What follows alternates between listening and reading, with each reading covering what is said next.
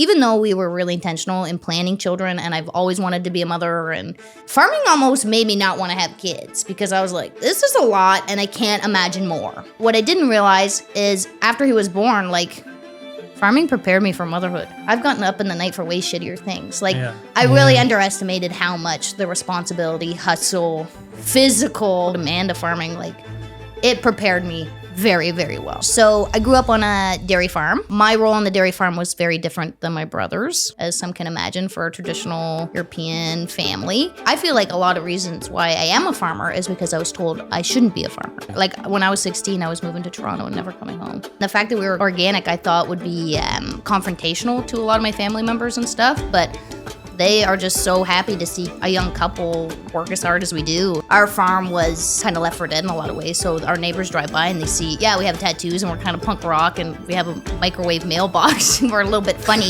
But the fact that we've cleaned up this farm that used to be beautiful in the day, we've been met by the community by nothing but curiosity and generosity. Somebody told me when I was pregnant that I don't need to worry about how I'm gonna figure it all out after the baby comes because I'm gonna be a different person after I give birth. And she was right. I'm a completely different person. Welcome to the Market Gardener Podcast, where we believe that small-scale farming is changing the world. Join us for insightful conversations with people who are working to build a better future.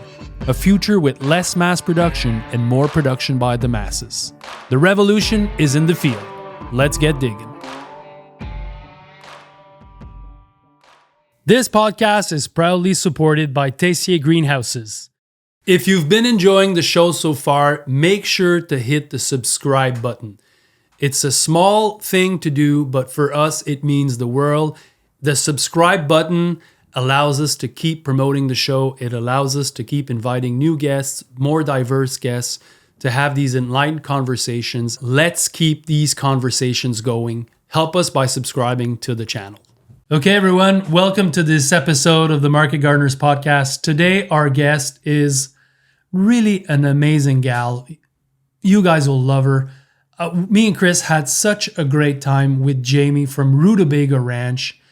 Such a powerhouse of energy, of just like a really unique perspective on motherhood, on farming, on living in the countryside, on growing up on a dairy farm, and what it means to be rad and punk and cool and heritage. And it was just a great conversation. And this was really, really something that I've been thinking about for a long time because I've been following Rutabaga Ranch on Instagram. And I just feel that their image and their message is so powerful. So without further ado, Jaymie from Rutabaga Ranch.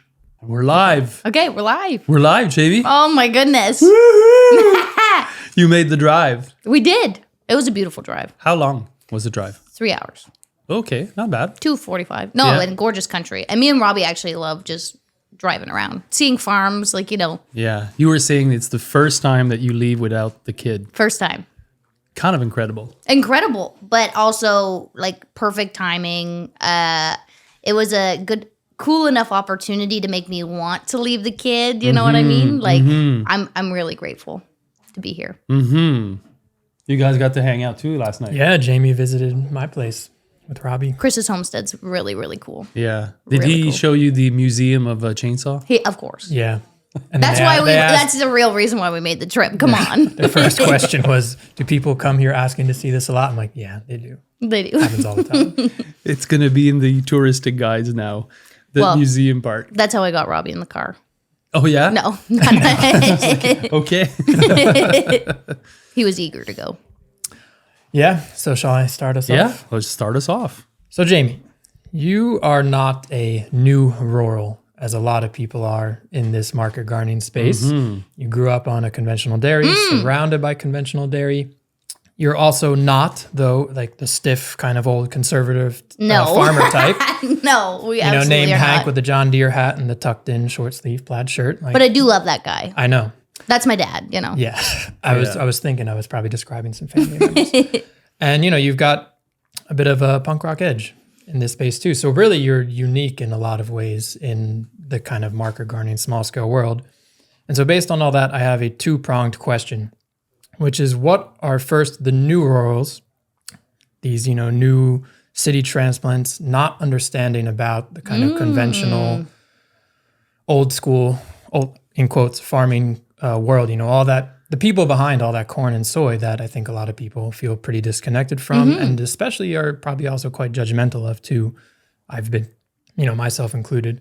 And conversely, what are the old school conventional farmers not understanding about all these young city kitties, tattooed and with their broad forks kids coming into farming? What a great question. So if you can walk us through that, I feel like you have a unique Oh perspective. man, I could talk a lot about this, but we'll see where should I start. I think the biggest thing that a lot of the organic folks miss is that the conventional guys are just trying to pass on their family farms as well. Do you know what I mean? I don't think anybody farms without a thought for the future. Whether it be you want to live or the past, family's almost always rooted in farming. You either want to farm because your grandparents farmed and you're keeping a tradition alive, or you want to farm to, give something to the next generation. Do you know what I'm saying? And like the conventional guys are just trying to keep their shirt just as much as the small scale organic market garden is. So in a lot of ways, they are making choices that a lot of organic folk don't agree with, or you know what I mean? But that's the new technology. That's, they're being squeezed by big debt. And I think that rules a lot of the decision making. Yeah.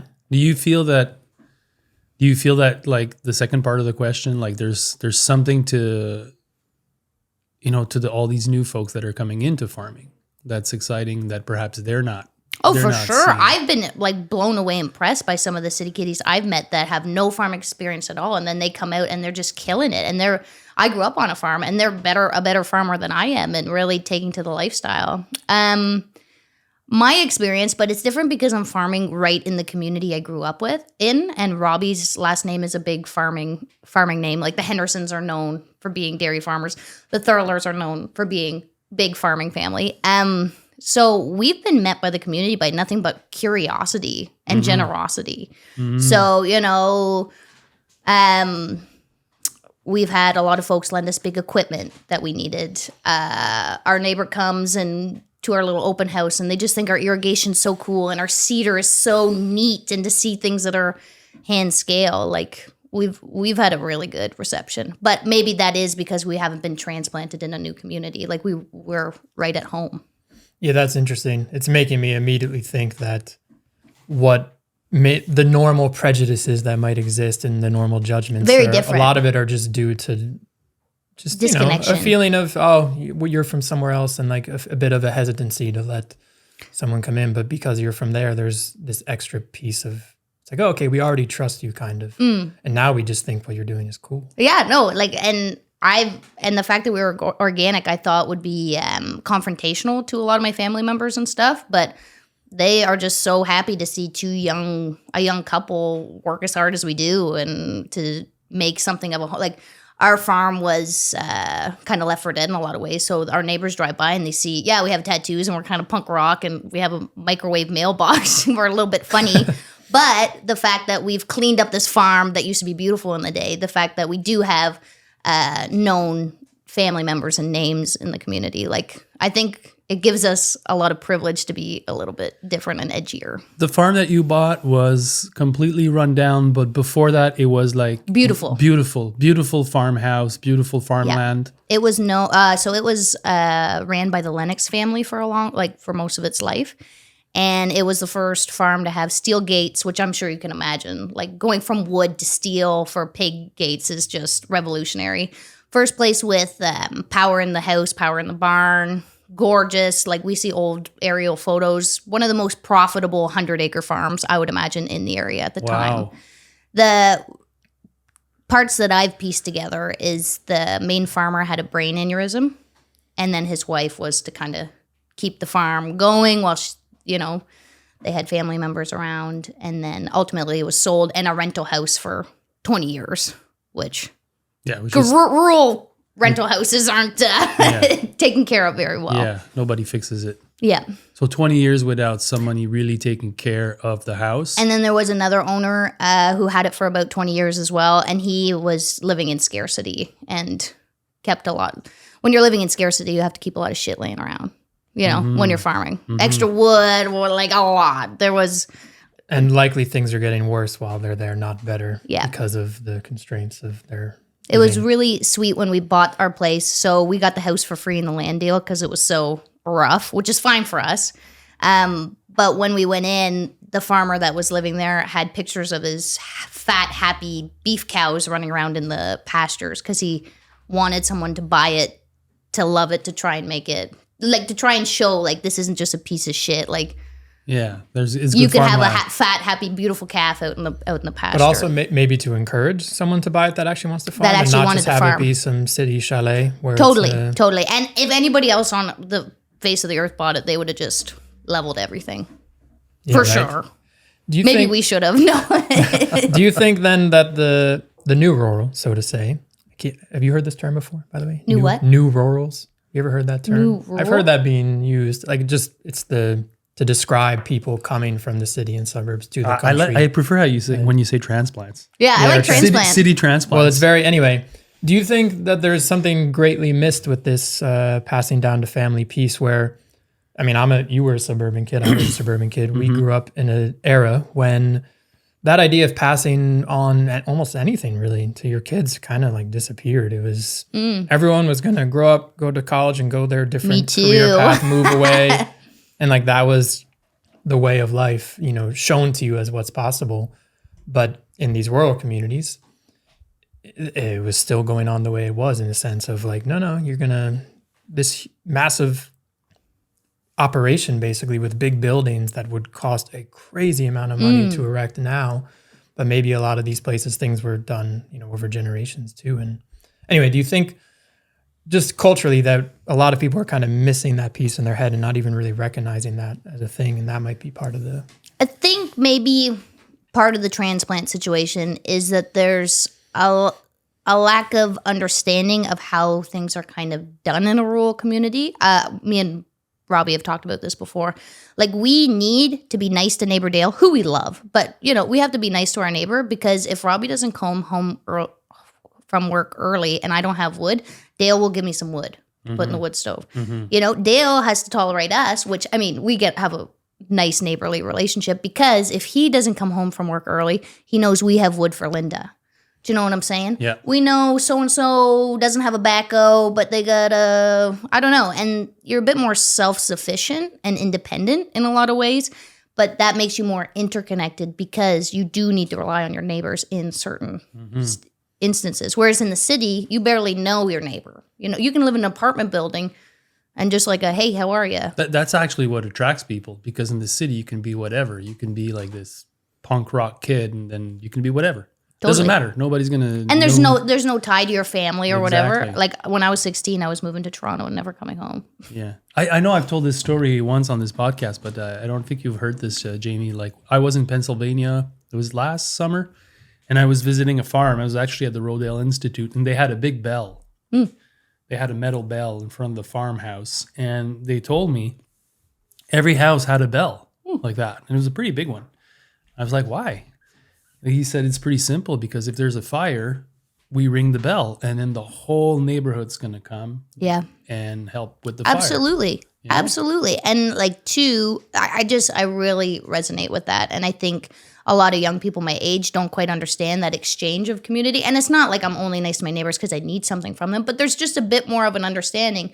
There's more shit that can go south, like a farm fire, like, I don't know, an ice storm. My dad's family farm, like, they had a mega ice storm and their barn collapsed on their whole milking herd. They need generators to milk those cows in a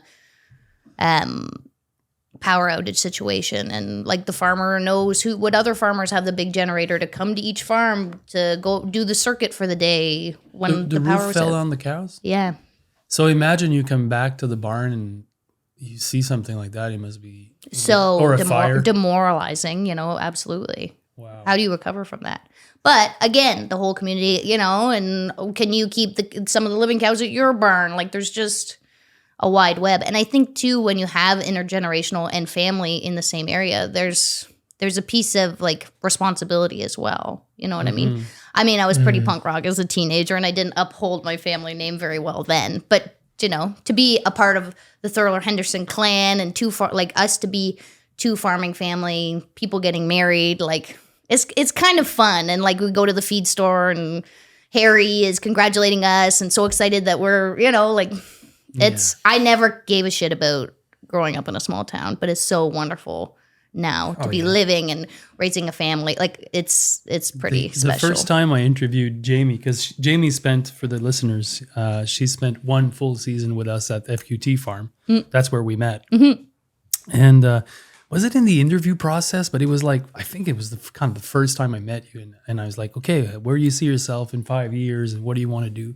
I want to have six kids on the farm. That's what I want to do. That's been the plan the whole time. Yeah, that's wonderful to hear something like that. It's pretty rare that you'll have someone that says, I want to have a big family. I want to be on a farm. I want this abundance. And this is who I am. This is what I want to do. Well, and two, like we probably will not have 6 kids now. Just for the listeners out there, some things have changed. Some realities have hit. Our life is very, very big. Yeah.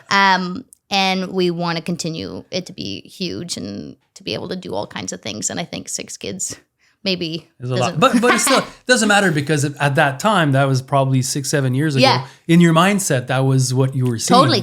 We I remember the first time I met Robbie, like I thought he was 30. I was 22, and I was like, this guy's going to want to have family right away. You know what I mean? He was not 30. He was only 24. But and our whole 20s have kind of been trying to figure out when's the perfect moment to have children on the farm.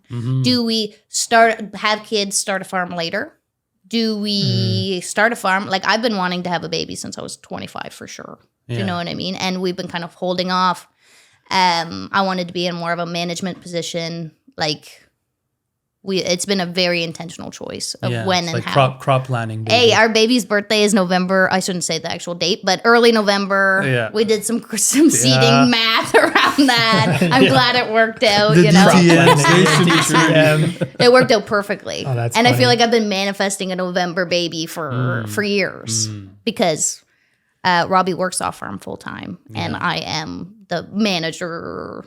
I'm the farmer and the farm wife. So did we say the name of the farm yet? I mean, it's probably in the show notes. Rutabaga Ranch. You want to tell us about Rutabaga Ranch? Like just like to describe it a little bit so that people know what it is. What are you guys growing? How many acres? How many years? Okay. We are starting our 5th season, which seems crazy that we've only done this 4 times. Like it's crazy because just at 20 doesn't feel different. Wow. 20 times. And congratulations. Yeah, but it's still the same thing. Like I feel like we've only done this 20 times. Yeah. And to think our whole life has been wrapped around this thing, and we've only done it 4 times. I had our farm stand self-serve, so I don't get to meet a lot of our customers, but a customer came to buy plants, and he started buying from us 3 years ago. And I gave him a tour because he was just there and I had a minute.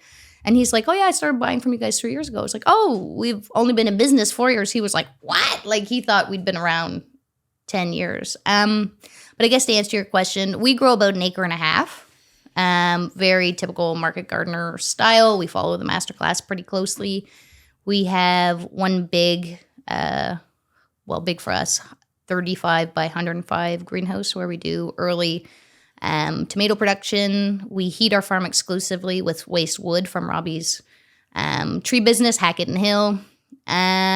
Coolest thing we grow is ginger, which was, I think we grew the first year, like when I worked at Farm to Catch Town was the first year. Yeah, we were troubleshooting it. Yeah, which I mean was put us on the map, which was awesome. We kind of do it all. We have a CSA farm stand that's open 7 days a week. We sell to restaurants. We do 3 farmers markets in the big city. Ottawa. Yeah, Ottawa. Which you're how far away from? 45 minutes. That's good. Yeah, it's great. It's better than an hour and a half or something. I'm very glad our hometown just kind of ended up being that close to a big urban center because I never even considered where the hell we're going to sell this shit. Like, yeah, a big city makes a big difference. Definitely. Because there's so many people. People have a bit more money. They're into it. Absolutely. And government town. Yeah, they need the connection too. Yeah. Because they're a bit disconnected from... And so many... I was very surprised and taken aback and almost kind of mad when we were first starting out how many people wanted to come to the farm. Yeah. So I was like, you can't come to my farm. It's a disaster. We're just starting it. Like, there's trenches everywhere. We can't... But we've done a lot of... Good move, because in my past, we let people visit the disaster and Yeah, I'm not sure about that. I'm sure they pass some judgment Well, occasionally. man. But the thing is, I'm comparing myself to my family farms that have been, are multi-generational. I've been around for quite a few years. Like what we're doing Yeah, that's without the different. family money is a lot different. Have Look. generations of work done before you to make it that way. And I never really fully conceptualized that until we started. And I'm like, oh shit, like if my kid takes over the farm, he's going to have me and Robbie's full lifespan of hustle. He's never going to remember the 17 broken deep freezers in the barn or, you know what I mean? Like, it reminds me of when you were visiting yesterday, we joked about how a future generation can talk of us and be like, oh, there's this old guy in my town. He started a farm in the 20s. Yeah. and you should see it. Like, I love that thought of this. This is the 20s. Like the 20s are no longer so the funny. 20s. We're in the new 20s. There's something so profound about the question that you posed, Chris. This whole idea of tradition and of having like different, family tides going in through times and passing down. And like, that wasn't a value where I grew up. Like even family. Yeah. It's like even 100%. Yeah. And now that I'm growing a bit older, whatever, like more, like I'm realizing that family ties are important. Like, I'm 47. Yeah. To realize that at my age it's pretty bizarre. Because when I grew up, it was all about being free spirited and being an adventurous and having the liberty to do whatever you want, wherever you want. And it was all about that. Is a privilege in itself, because the one burden I will say that I've watched most of the specifically men in my family deal with is the burden of, are you going to carry this weight? How the one privilege of being a woman in my situation is, which came with a little bit of misogyny, but is that I had the freedom to choose. I feel like a lot of reasons why I am a farmer is because I was told I shouldn't be a farmer. I wasn't given the same, you know what I mean? It really put a fire in my belly. And you weren't put in a position where you had to. If I was put in a position where I had to, I probably, that would not work. 17 with like all my hair shaved off and combat boots, I probably wouldn't have obliged. But maybe your parents in the future when they're eventually going to pass, the last words will be, Jaymie, we did it on purpose. We knew if we told you not to, you would do it. Totally. And then two, have the grit to do it without, having a generation of bucks behind us. Like it's a...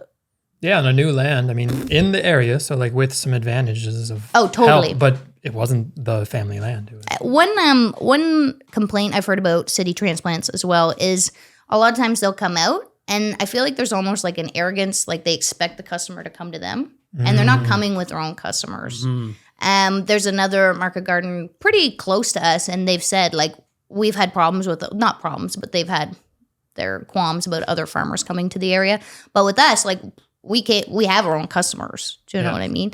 And I never expected to sell a single vegetable off our farm. I thought that was fucking stupid. We never were going to have a farm stand. My mom and Robbie wanted to have a farm stand. I was like, no one's coming here. Because it's in the middle of nowhere. And I did not expect our neighbors to value local produce. Everyone I know goes to Walmart. Yeah, that exactly. Everyone I know goes to Walmart and, wants a cheap deal. Like, I didn't grow up going to the farmer's market. Like, mom had a beautiful garden, but we went to Walmart. Do you know what I mean? And then... You're allowed to say that on the podcast. It's okay.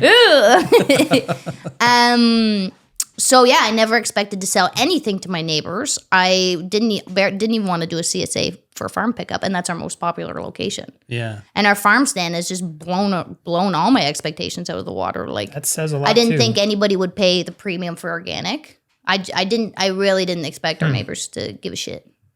I want to get a bit more into that, maybe a touch later, because I wanted to mention one more thing on this cultural thing, which everything we were saying made me pose the question to myself, who is more actually individualistic, like the quote unquote survivalist, rugged individualist out in the country, usually very conservative, or just like your classic city person?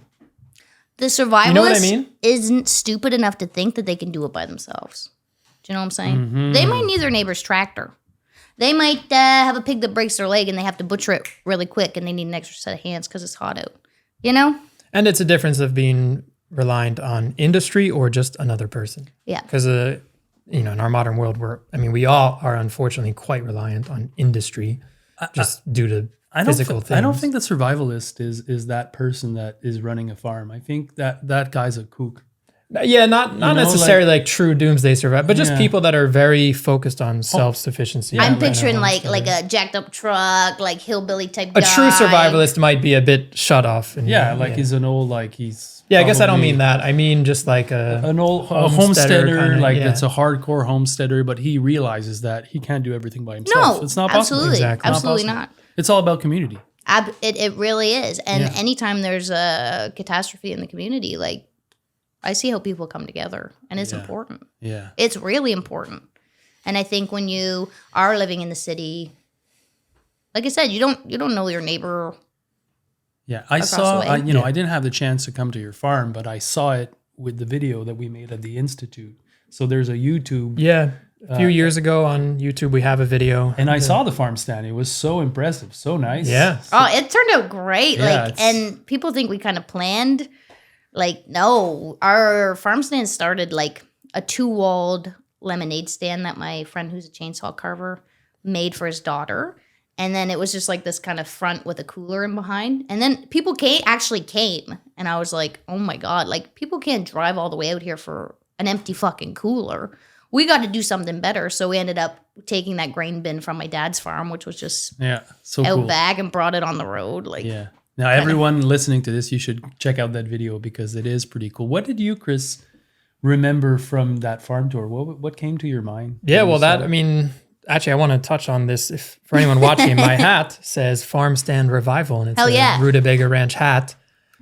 And that term, Farm Stand Revival, I mean, I think the word revival harkens back to like a 60s, 70s vibe of like Creedence Clearwriter revival. Like, and I feel like that, like, where did that idea come from of farm stand revival? Was it just because you started one and then realized, oh wait, there's something here, and there's like there? I think you told me there wasn't any other farm stands no. in the region, generally speaking, or One thing we really love about coming to Quebec, like I was telling Chris yesterday, is seeing how many caterpillar tunnels. Oh, how many greenhouses. Like, you know, people are doing a lot of different things in Quebec. Where we are in Ontario, during COVID, it became more popular for farm stands, porch pickups, awesome. But for the most part, like, I don't know anybody that does their shopping at a farm stand, you know, like what about a farmer's market? Like, what's the closest farmer's market? Kempville, How far? which is up and coming, about a half an hour, or Really Good Market, which is one that we started selling at recently, about half an hour away too, a little bit south of Ottawa. Yeah. So farm stand revival, what's that phrase mean to you? Feels kind of like a touch on culture, a little bit of a throwback. Sometimes I'm actually quite mad that I even have to leave the farm. I think about the old farmer that just put up a table, no tablecloth, didn't give a shit. People just came, you know, we got to put on a real show to sell vegetables and travel quite far. So farm stand revival, my community, like I said, blew me out of the water. I never thought a farm stand could be a big part of our income. Why do you think they come? Because it's cute. Because you put a show. Because the way you set it up is amazing. It's truly Thank you so extraordinary. much. And so I know it you is say I would like to just put a table and do nothing, but actually that's not you. It's not. Because you come with all these colors. Bit you of a come flair. with you come with a flair. Yeah, And- a total flair. And Like what's the for that's fist Fireworks. no. fireworks? It's not a flare. It's fireworks. Thank you so much. Yeah.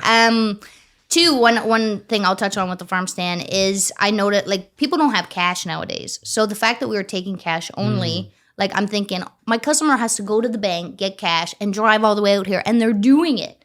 Let's make this easy for that's them. wild. So we started self-checkout, cash credit, debit, and Rutabaga Ranch gift cards Nice. because our farm stand was stealing our CSA customers. Yeah.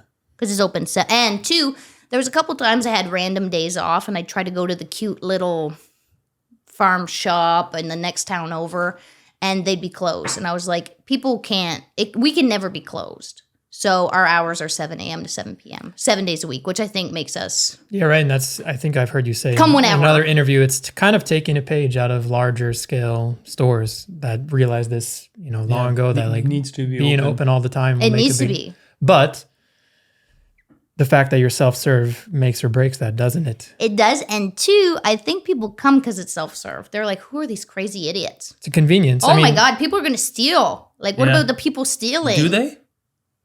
Yeah, no, I don't know. If you steal vegetables, like, Yeah, you need it, right? Could you Come tell on us down. the math of like, I've heard you say, maybe, I don't remember where I heard it, but I was listening to something and you oh, mentioned Robbie, how yeah.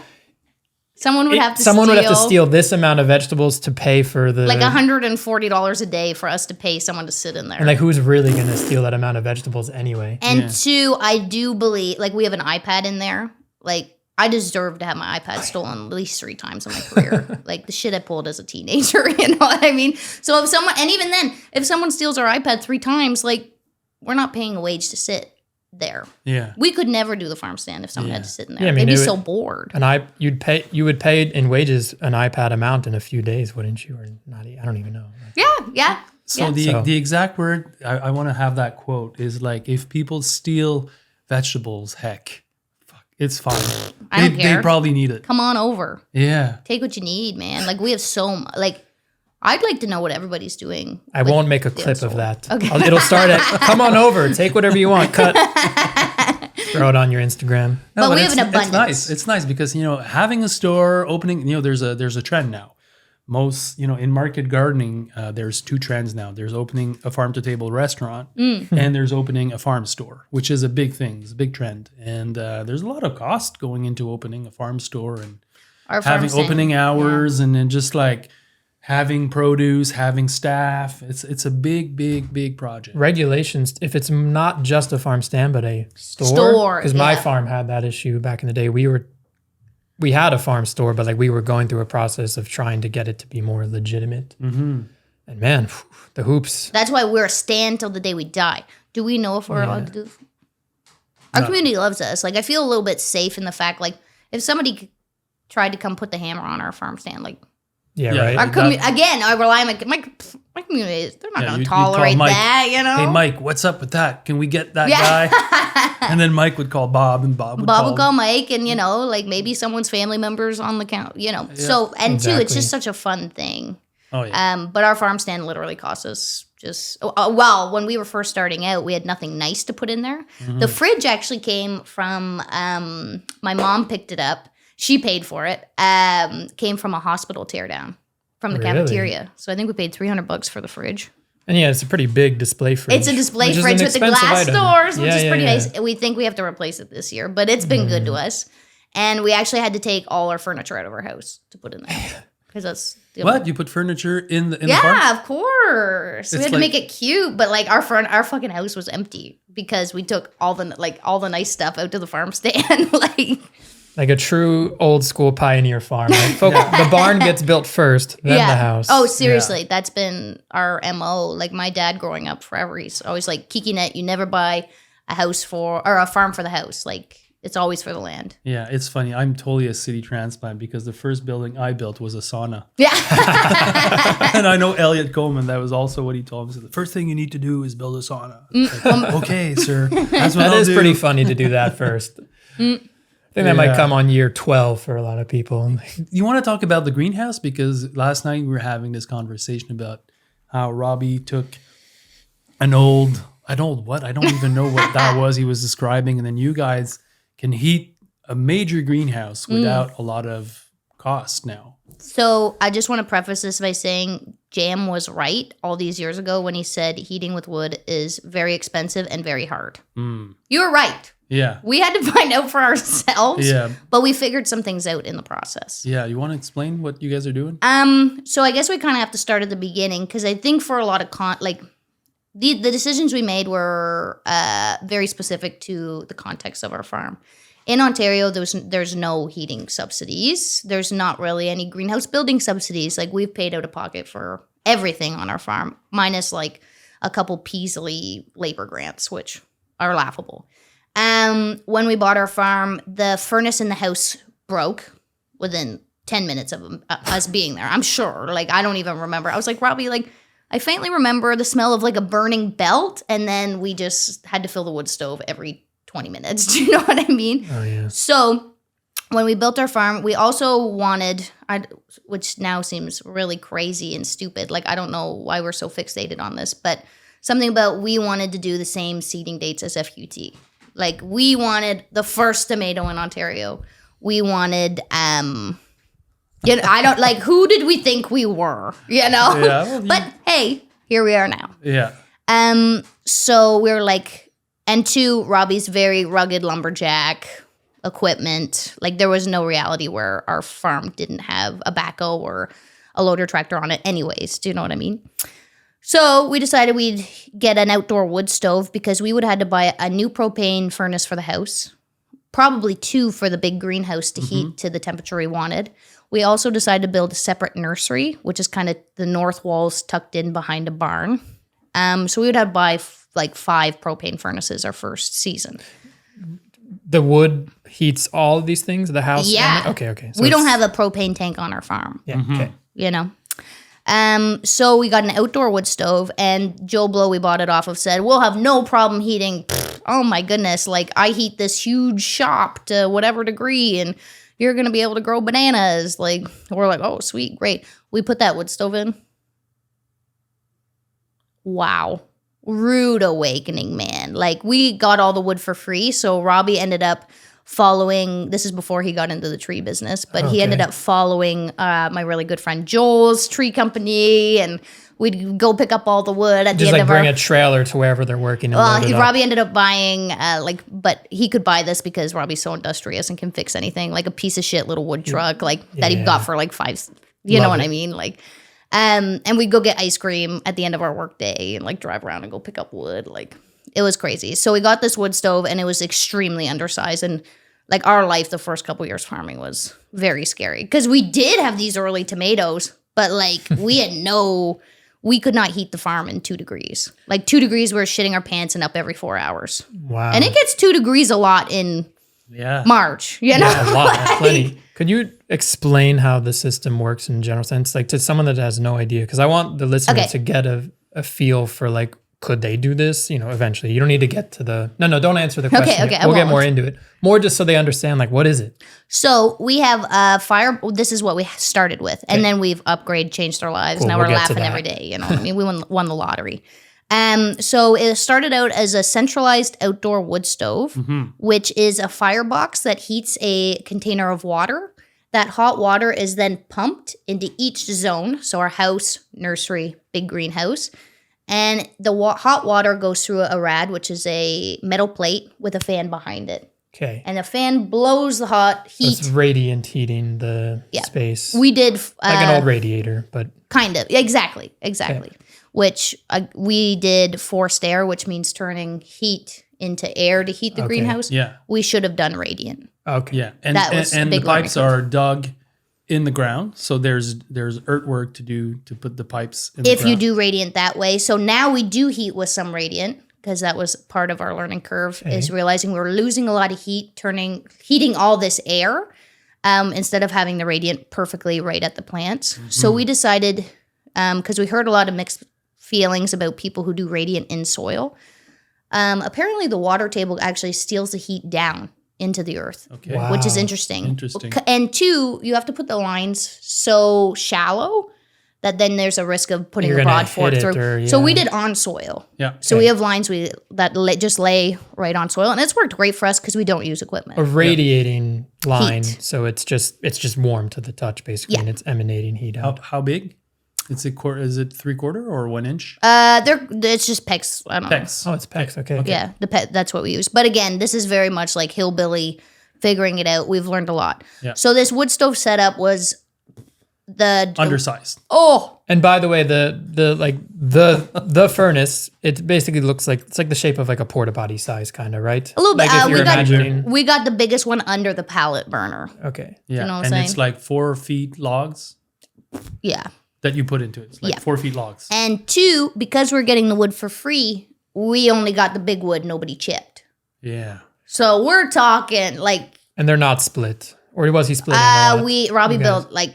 It's so funny. I remember being like, why can't we buy something? He just made a splitter. He's like... Love it. It would cost $70,000 to buy something like I had no conception, and then he actually brought me to like a woodworking show, and I seen these little Peasley wood splitters for like $60,000. And I'm like, Robbie, what you built is incredible. And he's like, I know. And you just like looked at it like, what's this piece of shit laying here? Like, meanwhile, he's splitting like logs as tall as me, like with this thing he built out of a shit pump from my uncle's shit pile, like, you know, just some old hydraulic piece of something. And if you can get to know your old farmers, they're junk piles. They're what you need to start your farm. Treasures, yeah.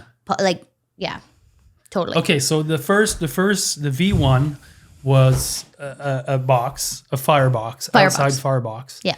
And it was undersized, and you couldn't heat more. You couldn't get to 12, 15. We could keep it at maybe above frost. 13. 13. We could keep it at Celsius. 13 at 2 degrees. Okay. So if it was minus 10, we would have been fucked. Okay. Like, because there's no propane backup. No propane backup. That's your limiting thing. You don't want propane. Well, we did end up getting a propane backup, and then we just blew $1,600 through it, and it didn't make a difference. So we're like, that's got to go. Like, yeah. And how often did you have to fill the stove? Oh, every 4 hours. Every 4 hours. There were some nights where we just stayed out there with the door open. It's a chore. Yeah, and we estimated we put about 100 cord of wood through. And this is big, ugly wood that now after having a baby, I don't want to lift wood like that. Yeah. You know, we're 30, but like we're going to get old, like especially doing the work that we do. Like me and Modelen one day. Well, hopefully, if we're lucky. And then just for the listener, because I mean, I guess they've probably inferred by this point, but you're getting all this wood because Robbie is a tree worker. He wasn't at the time. Okay, but I mean, he was a full-time mechanic. And he was just industrious. Like, Robbie has a battery that I don't know how he does what he does, and a brain that just. So he was following my buddy Joel in tree work. Yeah. To get free wood, but now Robbie is full-time off farm doing tree work, which is wonderful. And so almost every day he's coming back with wood to the farm. Oh yeah, like hell yeah. Do you want to go tell us the story of what happened next and how it got improved to the new system? Totally. So we thought we were going to die. Everyone was like, why aren't you having a kid? We're like, we're up every 4 hours. Like, we're starting this farm. Like, we don't have enough heat. Like, and anybody who doesn't have enough heat to heat a greenhouse, like, that's a scary feeling. Or Risha's calling me every 20 minutes. And it's like the furnaces have been fully on for the past 8 hours, or, you know, all night. They're on full blast. The fire's at full temperature, and there's just not enough jam. Wow. And Orisha's still calling me, like, yeah, you know. So Orisha's the climate controller. Yeah. Telling you. You need to pump it up. 10 out of 10 recommend. Yeah, love them. Also, we thought it was really funny that we've never stayed somewhere where Orisha was available for us to connect to, so close to a greenhouse like last night, which was kind of funny. So Robbie always had the dream of a wood chip boiler, and when he would say these words, I didn't really know what he meant. Like, Robbie's kind of kooky. I'm like, wood chip boiler, whatever.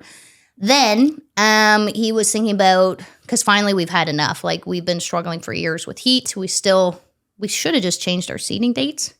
But most of our business is early tomatoes. Like, yeah, that's a good plan. Hell yeah. That's a good plan. Yeah. Change the heater, not the date. Change the heater. Yeah. So Robbie's been wanting a wood chip boiler. So instead of, like, right now we have a wood boiler. So again, wood, fire, heating a water jacket. Okay. We want a wood chip boiler, which means wood chips we put in instead of wood that heat the same water jacket, then the water's pumped the exact same way. Okay. So an attachment that you can buy, you have to cut a hole in our brand new wood stove, which we could sell our wood stove now, which is kind of sweet, so we can get that money back. We'd have to cut a hole in our brand new wood stove and spend $70,000 on something that would be undersized as well. Okay. Because there's no increase of liquid volume. Okay. To have more heat, we need more liquid and more, like, the temperature never to drop. To keep it at 185 forever. Okay. So he was looking at all these things. I just had the baby, and Robbie was kind of like taking some time off to be around us. And if Robbie's not working a lot, he's thinking a lot. You know what I mean? So it was kind of funny. He was trying to figure out how to build a wood chip boiler. And he found this dude Vincent's number in the Farm Show magazine, which what 30-year-old guy is reading the fucking Farm Show magazine? Yeah, that's for Bill and Hank. Yeah, no, seriously, but just Robbie, like, he's reading the Farm Show magazine. So he finds this guy's number, Vincent, and he builds the exact model of wood chip boiler we have in PEI. And it looks like a really cool kind of whatever. Robbie calls Vincent. Robbie left a message, and the voice message answering machine said, if you want Vincent, call this number. Robbie's like, well, I don't need a cell phone. Leaves a message. It's Vincent's ex-wife's phone number. But she made her answering thing like, hey, this is Vincent's cell, because so many people call him from the Farm Show magazine. So just the fact that he even got connected with Vincent is crazy. Vince doesn't build them anymore because of the flood in PEI. Okay. I don't know. Okay. But was chatting with Robbie, and we found out there's the exact model of wood chip boiler 20 minutes from our place at a trucking place. And they heat their warehouse, whatever. So Vince put him in touch with these people. Robbie went and checked it out, was like, oh my God, that's so cool. Wow, they love it. It works really well. I need to figure out how to build something like this because we could never afford to buy it.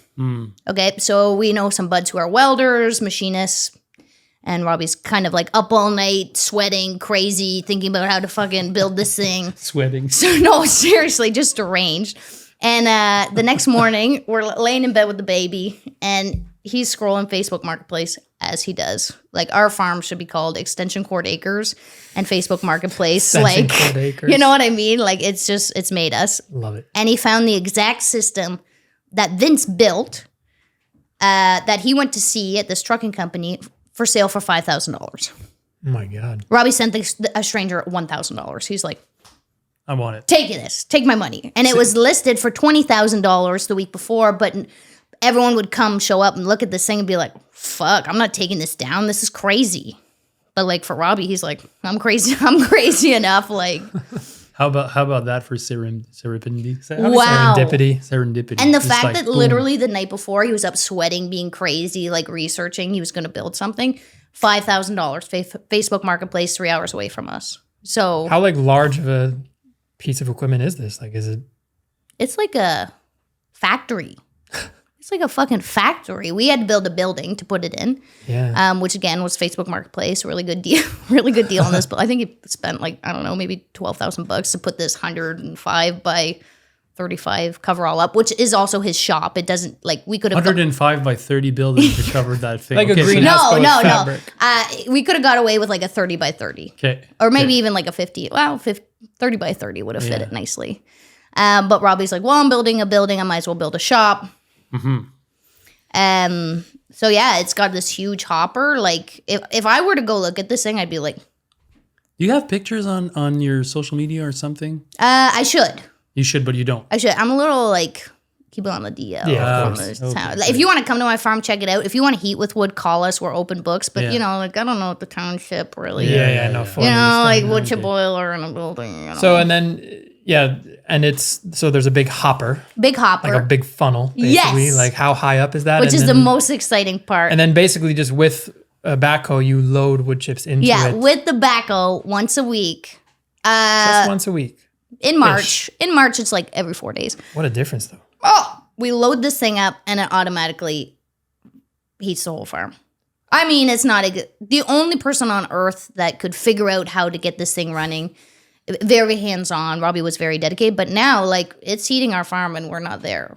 Yeah, and it's eating the house. And the house, our whole property. Yeah. So it's been a life. Like my agronomist came and he was so excited about it. He's like, you need to build 4 greenhouses right now. Like you have the heat part figured out. Like the two big things about greenhouse production are heat or woman power, you know? And like, he's like, I like how you say woman power. like, Great, good job there.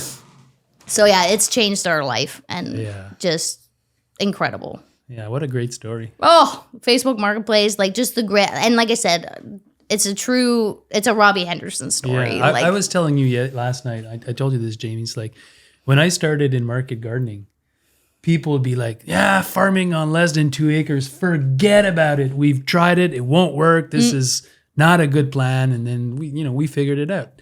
Same thing for you. I was there to tell you, forget about wood, heating with wood. It's not a good plan. And then, you go there and you figure it out. I don't know if it was a good plan, but we figured it out. And I think that's just kind of farming in general, baptism by fire. Figure it the fuck out, you know? Yeah. And So what would you say to someone that wishes they could heat with wood, their farm, because I mean, what I'm hearing is like, well, I mean, maybe you could do it, but it's crazy. a project and it's a bit crazy. So, and it's Robbie's passion project as well. Now at this point, like Robbie wasn't a lumberjack, now is a full-time lumberjack. You know, like he really is. So do you feel like that's kind of mandatory almost, that they need to have essentially a constant free access to wood? Like, would you say that? I would say so. But wood chips though, I mean, arborists will often dump wood chips because they need to get rid of it. Like totally. Back at my farm, we had crazy amounts of wood chips brought to the farm because we wanted to make parking lots with it for events. And we're not talking about pellets. We're talking about wood chips. Wood chips. Yeah, like because logs. pellet, you could find expensive heaters. So actually, that's quite solvable though, getting wood chips. That actually, an arborist will honestly, like if you make some connections in your town, you could totally get them. It's a good excuse to get a tractor on the farm too. Hell yeah. To have something. To have a loader. That's true, because to load it, you need equipment. And that's the thing. Like we always laugh. It's very expensive to heat for free. Very expensive when you start factoring in every single piece.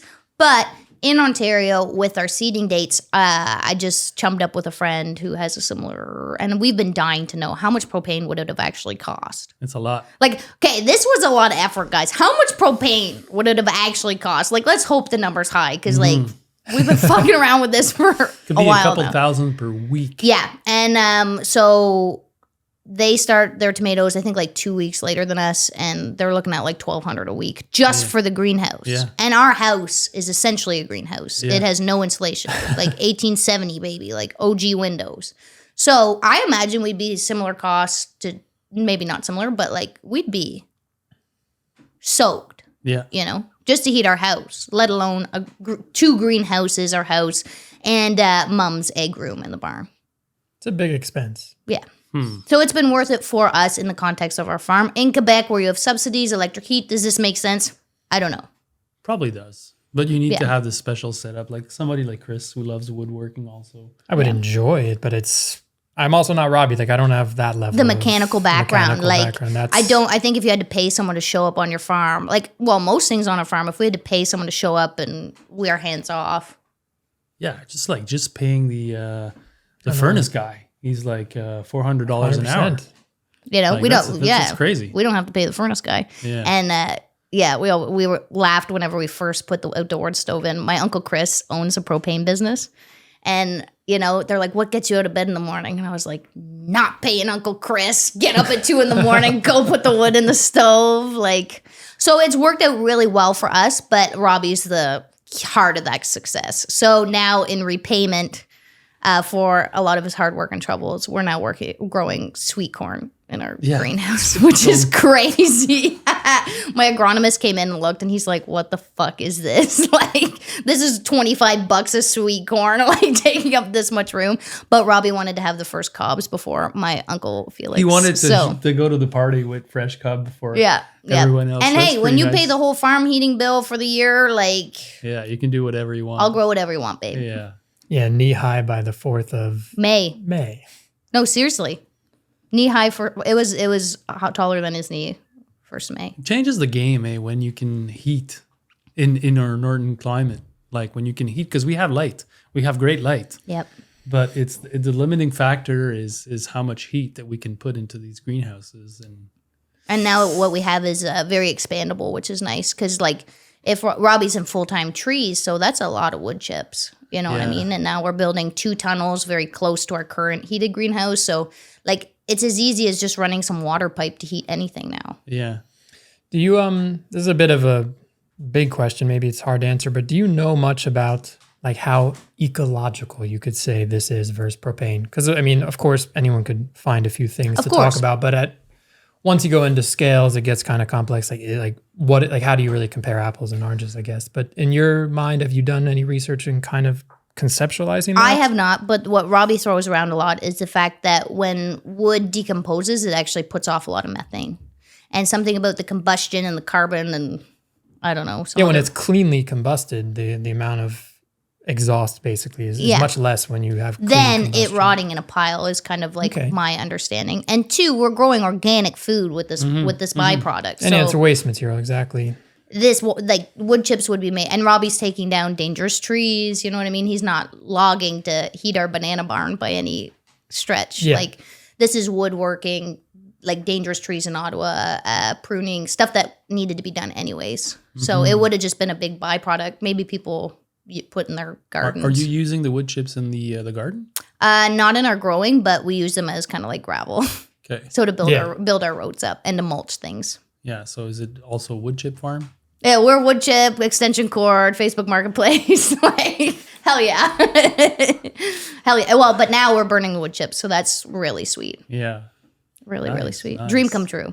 Cool. It's a good story. Yeah, and I'm sure a lot of people would never even think of that. They wouldn't even know it was a possibility. Like I said, Burn them? Robbie's saying wood chip boiler, and I'm just like, what does that even? I had no. He'd just say it all the time, and I didn't really care to ask any questions. Well, you know that in the days, all the greenhouses were heated with heating pipes. So you'd have the pipes that were surrounding the perimeters of these old greenhouses. Yep. And then you'd have also these pipes that are on the ground when they're growing tomatoes, and then they have rails. That's what we should have done. Yeah, well, that could be a next phase. Totally. But you sink it. The PEX didn't exist in the time. Absolutely. PEX is really cheap, and it works. Yeah, and then too to source all these rails. So our next Facebook Marketplace dream is to find some of those rails. Yeah, because they're metal. Yeah, they're metal, or maybe some sort of like X pipeline. I don't know, but that's probably the next. Like heating with wood, doing radiant instead of forced air is the magic ticket. Yeah, I think time. So too. It really is. I've been thinking about PEX tubes on the ground, and it works great. It increased our heating capability even before the wood chip boiler. Like I think we gained, I don't even know, but it was night and day degrees wise, just having the pipes on the ground versus heating the air. I don't know why. Maybe it's because there's less heat loss, so the stove or whatever doesn't have to recover as much. Yeah, because it's thermal mass going through. Nice. And another thing we have that's kind of cool, Robbie developed, I guess they're really common in Germany, but a heat sink. So a big thermal mass in the greenhouse, because everyone knows. Do you have a water, like trench or something? We just have a really big tank, like as big as this room. It should be buried, but it's in the greenhouse in the front. But so the demand on the wood stove was always at night. We want to be ideally sleeping at night. Really? I mean, we didn't for a lot of years, but we'd like to be sleeping at night. So we wanted more draw on the wood stove in the day. So we now heat this big, huge tank of water, filling the stove at day, and it helps us carry the over through the night. Yeah. It'll keep the greenhouse at 10 degrees, just the tank. Just the tank. Yeah, last night, Jaymie, Robbie was asking me about cooling the greenhouse. He's like, do you think in the future we'll need to cool the greenhouse? And I'm realizing now he wasn't asking this because of the plants. He doesn't really think, he's not thinking about the plants. No. He's thinking about the system. Yeah. What do I do with the excess heat? Yeah. So, and I told him, I think the future is cooling the greenhouse also, for sure. But is it as simple as shade cloth? Well, or do we think it might get more? No, because actually you need the light. Yeah, that's true. So when you put a shade cloth, the light is not as much, and then the plant really needs the light. Yeah. So if you actually just have AC in the greenhouse, that would be better. But paying for which AC, is so easy for us. Like literally, we just have we would just need a circulating pump from the bottom of the pond because we already have water running through everywhere. And there's cold. Yeah. Boom there, natural cold. The tricky part would be figuring Freon. out how, like you said, how to get it to automatically go from heat to cold. Yeah, but that you can work that out. Thermostat. I'm sure if anyone's to figure it out, it's Robbie Henderson. Well, one of the things that I've seen around, in my career is like, it's funny how it's up to us to figure these problems out. And I've always said like that's not our core business. Our core business is growing vegetables. Yeah. So if the solution is propane, then just take the propane heater, But it ends up that we're also the folks figuring these things out, which for me, it's kind of like, oh my God, do we need to reinvent everything because we're revolutionary small-scale organic It's a big growers? job. And then to the education piece with customers, like I'm also doing agritourism. That means my farm has to look nice. It's not just growing the shit. Our farm's got to look nice. We got to look the part. We got to go to the market, put the tablecloth. We got to put the show on. Social media, marketing. Social media. Yeah, totally. The whole thing. It's a big job. It's a big job. What a great job. What else would we do? Somebody's got to do What it. else would we be doing? This podcast is proudly supported by Tessier Greenhouses. Tessier has always been one of my top choices for greenhouses and tunnels. For over 45 years, they've been manufacturing high quality and incredibly strong structures right here in North America. Their products can withstand the heavy snow loads we faced here in the Northeast, and their prices are among the best in the market. Tessier offers excellent service and expertise, always ready to help with customized solutions. I particularly appreciate their commitment to innovation and their willingness to listen to the needs of growers. At the Old Mill, we use several of their Gothic caterpillar tunnels and micro-tunnel for season extension, and I'm always impressed with their design and build quality. Without companies like Tessier, food sovereignty just wouldn't be possible. So thank you, Tessier, for helping us growers feed our community year-round. You guys rock. Use promo code MGI10 for 10% off your first order and free shipping in select regions. Can we talk about the idea of, the fact that you are, I think, almost the only small-scale organic market garden in your area. And I want to know, for one, what that kind of feels like. Because, we live in a place where there's a lot of these, and you've remarked on that, seen all the caterpillar tunnels. And can you also tell us, is that changing at all in just the last 5 years? And do you have hopes for the future of that? Like, are you trying to build community? Are you hoping to be the start of a snowball in your region?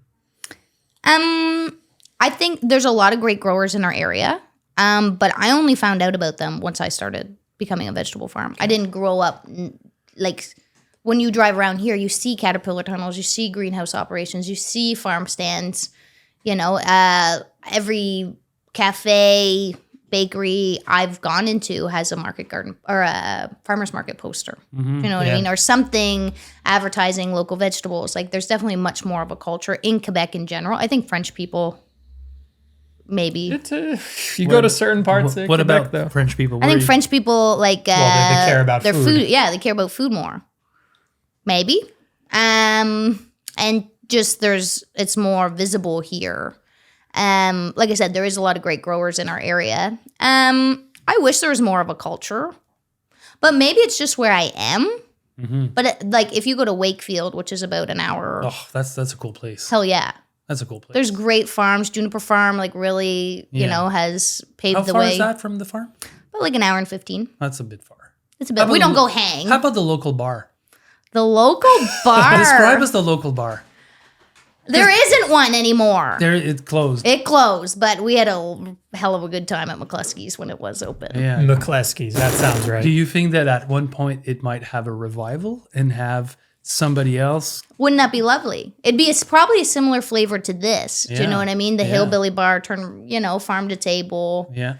I mean, or just we have in Fredericksburg, we have a thing called Bite de Betterave. Yeah. And you've probably been there or you know about it. Yeah. And that's, little cafe, but also has beer. They do craft brew. I mean, you're connected with this through family, and they have their Farmer Wednesday. But these things are new. Yeah. We don't have anything like that in our area unless we do it. So I've been so blessed. It's really cool. I have two girlfriends who their farms are probably 35 minutes away from me.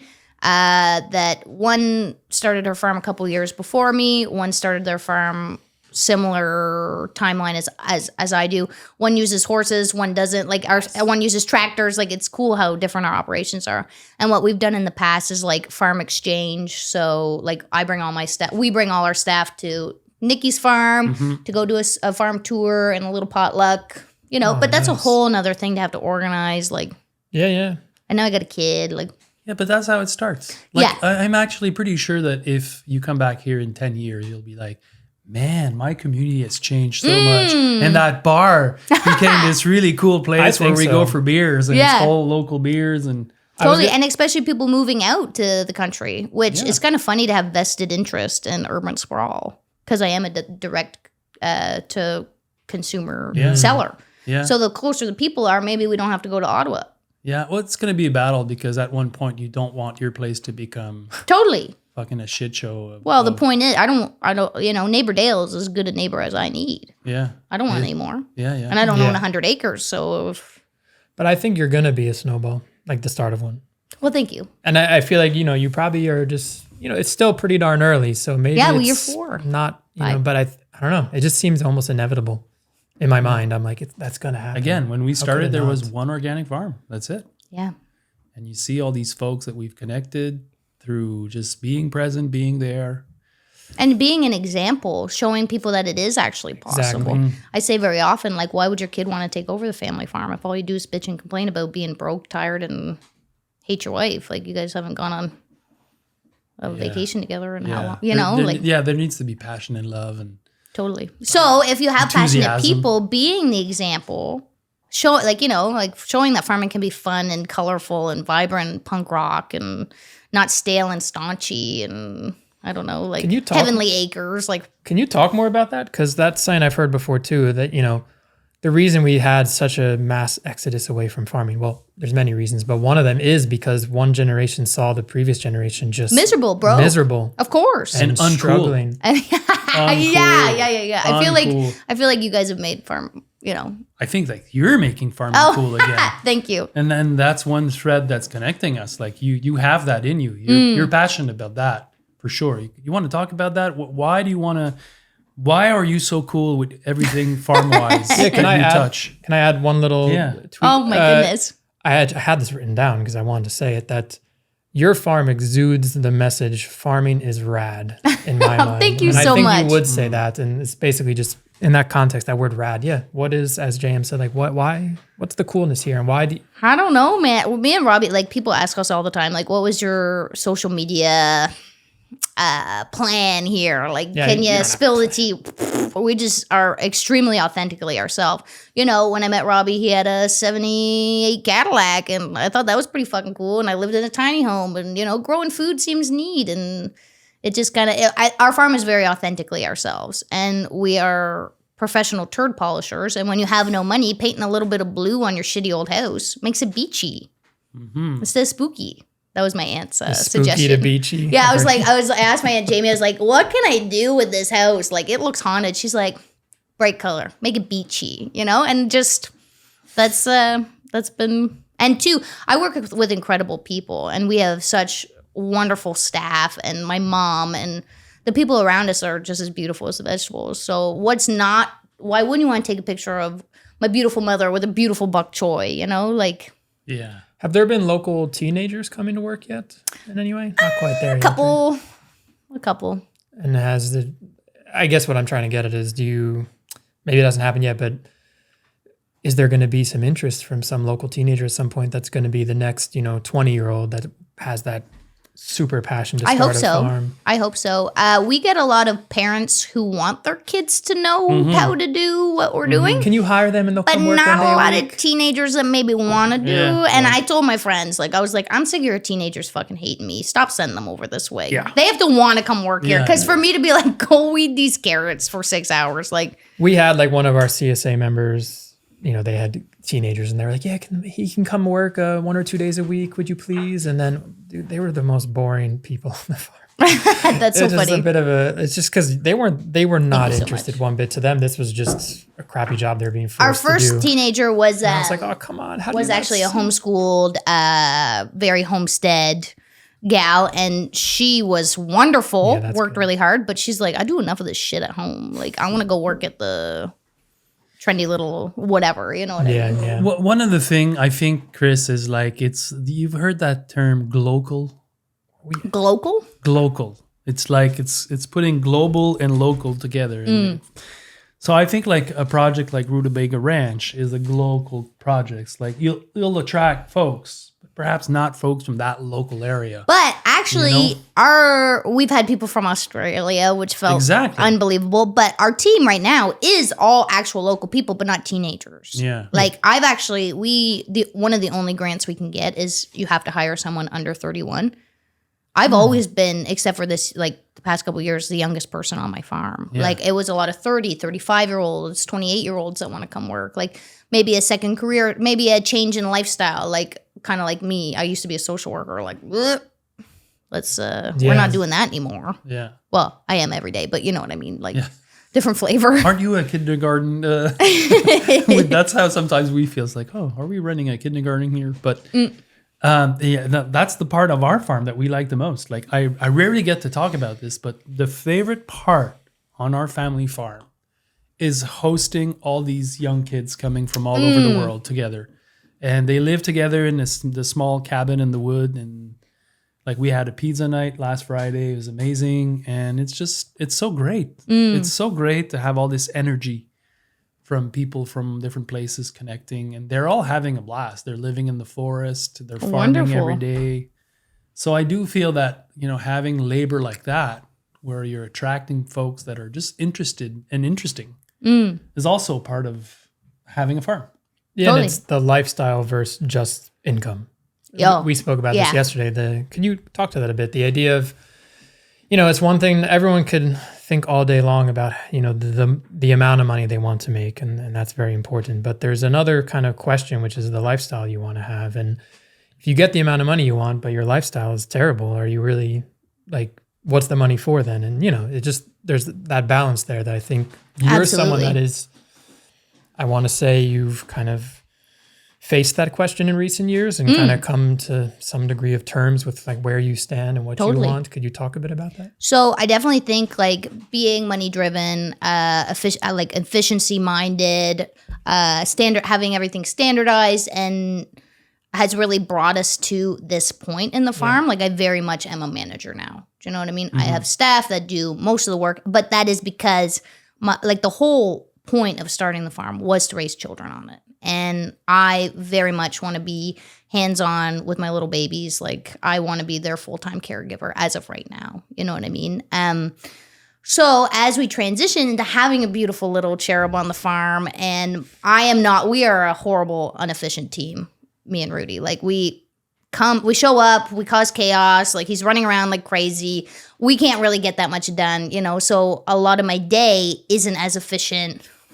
I can manage my team very efficiently and they work wonderfully and efficiently, but I don't know, just life has changed a lot. And now I'm looking, and as we become more rooted in our community, because me and Robbie, even though we both grew up in this area, I feel like I was in Toronto, it wasn't until we bought the farm that we were really rooted in our community. And then having a kid, seeing the real value, even more so, of community. And when I first had the baby, I was almost a little bit resentful of the women who did get maternity leave. All I wanted to do was sit and look at my baby all day. And I didn't get to do that because I also had to manage a farm. He was born in November, so I did have some time off. But I just wanted to sit and look at him. And I kind of wrestled with this, other women get maternity leave. And then he turned a year. And I was I don't have to go back to work. Do you know what I'm saying? Work's been a part of our life this whole time. And then I was why am I not as lonely as my friends on maternity leave? Because I eat lunch with this incredible group of women every single day. I'm still, an active community member. We go to markets. I can be creative. I have all these outlets. And two, because of how we designed the farm, I also get to nurse my baby to sleep and have an afternoon nap with him and take him to the beach on Thursday. So I see that I almost was resentful of having the farm after I first had him, but I now see how it's created this incredibly beautiful, vibrant life. And he grows up outside and we have our routines. We water the nursery every day and, seeing him. We went to a tree nursery and the first thing he did was he saw a water wand on the ground and he picked it up and started watering the trees.